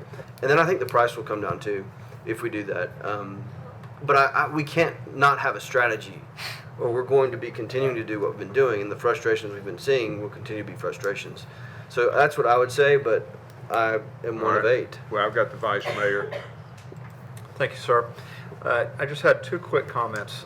One, I have a very difficult time even considering $250,000 for a parking study. I want to know exactly what is happening with the $250,000. I think that number dramatically needs to come down. Second is I think that there's actually an opportunity, silver lining, if you will, as far as doing the study now versus punting it down the road. And I think that is you have an opportunity to see how many people are using the garage when city employees are not there right now. And that's going to have a big impact on this study. So I think that is a little bit of a silver lining of doing it now, because it tells you how much free parking people are really looking for right now. All right, so those are my 2. Thank you. All right. We're not going to get to item 15, but we are going to do item 14. I say move forward the study, period. And by the way, Donald Shoup died. High price of paid parking was his Could we do it in phases? I mean, honestly, I don't see what the problem is maybe, I hear you, Patrick, I don't disagree with that, Yeah. but could we do it in phases where we could contract that out and be part of the contract to say, phase 1, here's the information we could really use and it would be reliable now, and here's phase 2, which we have to add on later. All right, I'm going to recognize Alderman Barnhill, and then we need to get to item 14. I'll do the honors. I'll make mine relatively brief. I think that this traffic study is ahead of its time. I don't think it's needed now. We're gonna tear up a fourth of downtown Franklin on Church, 3rd, 2nd Avenue. That's gonna spill over, because there's no way they can keep from not spilling over. So I don't think you've accomplished anything unless, I don't know that there is an unless. So I would support doing nothing for a while. Let's see what we got on this thing right here. And it's not a 2-year build out over the City Hall. I'd guess maybe closer to 4, and that's my number that I'm shooting for is 4. Renew our lease. Yeah, got to renew the lease, yeah. So I would not support a $250,000 traffic study at this particular time. Okay, we're going to go to 14, which is reducing the cumulative time frame for substantial improvement, damage in the City of Franklin floodplain regulations.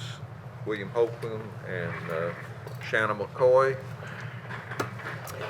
Good evening. I was going to make this condensed already because there was a lot of information in your agenda, but we're really going to condense it now that time is running short. But staff has been asked to present for discussion the possible reduction in the cumulative time frame for substantial improvement and substantial damage.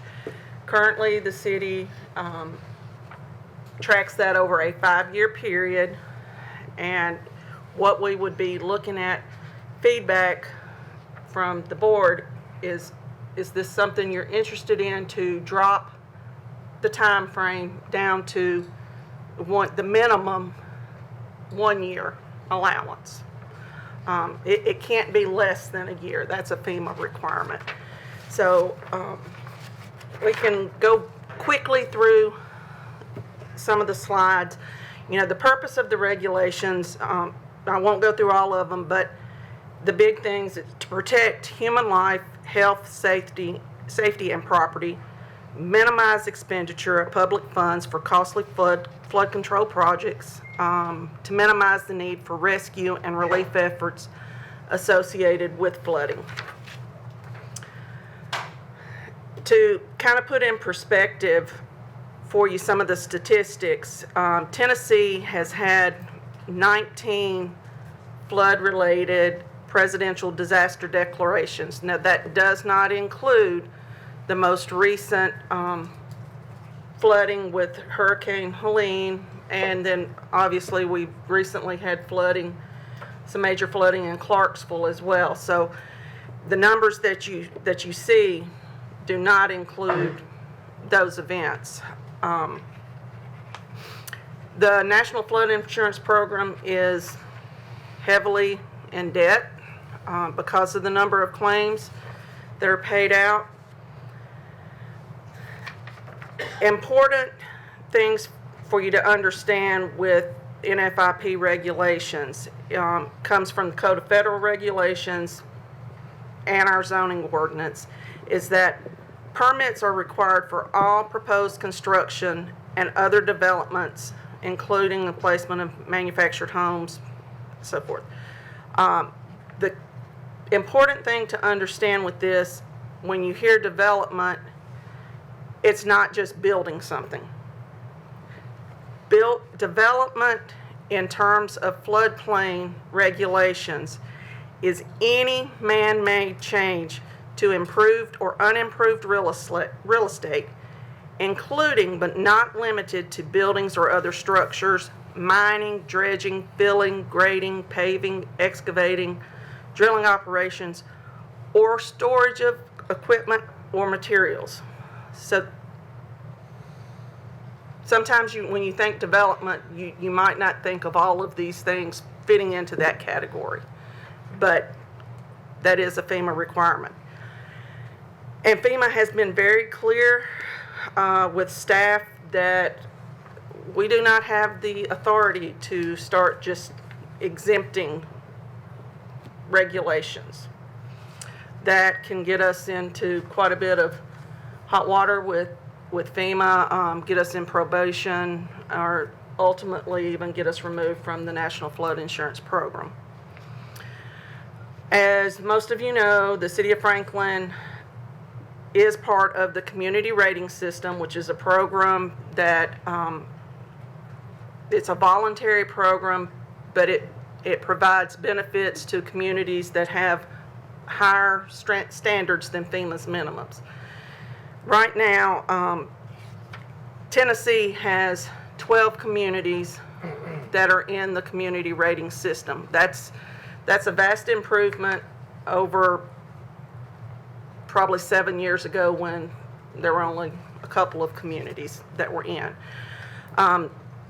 There's only one community that has a level 6 rating. With Community Rating System, the lower the number is actually the better the score. The City of Franklin and Williamson County are both at a Class 8, which provides a 10% discount on flood insurance for business owners and residents within the city limits. We do receive points in the CRS program for the cumulative time frame. If we drop this to the 1 year, we would lose those points, but it would not be a large enough loss that it would bump us to a Class 9. We would still be able to remain a Class 8.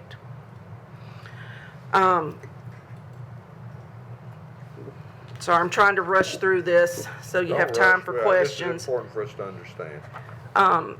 You know, the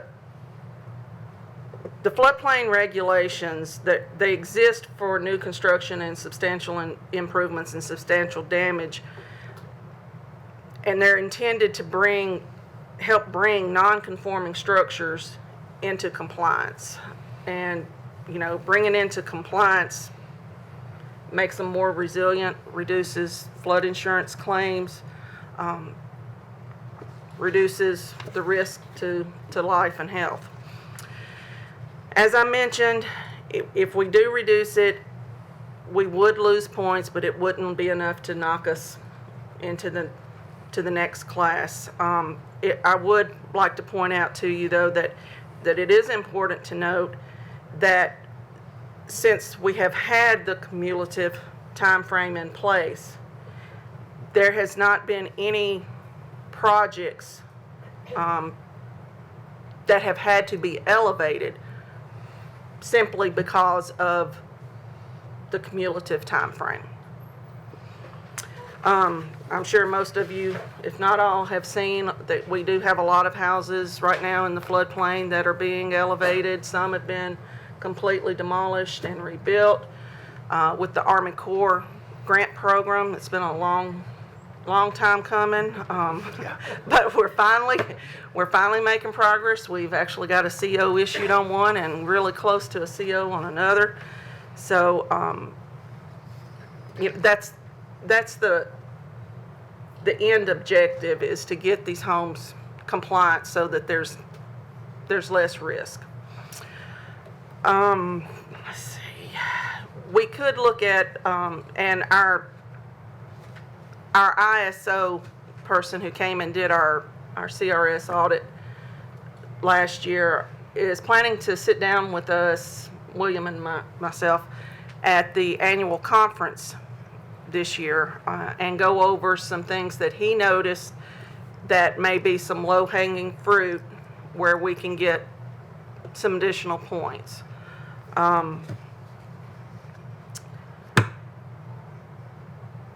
The drawbacks to reducing it is, you may have homeowners that will piecemeal major projects and over time and, end up having what was a $300,000 home and doing phased improvements being $1 million home, and it can only, NFIP program only insures residential structures in the floodplain $250,000. So there's a cost associated with it. But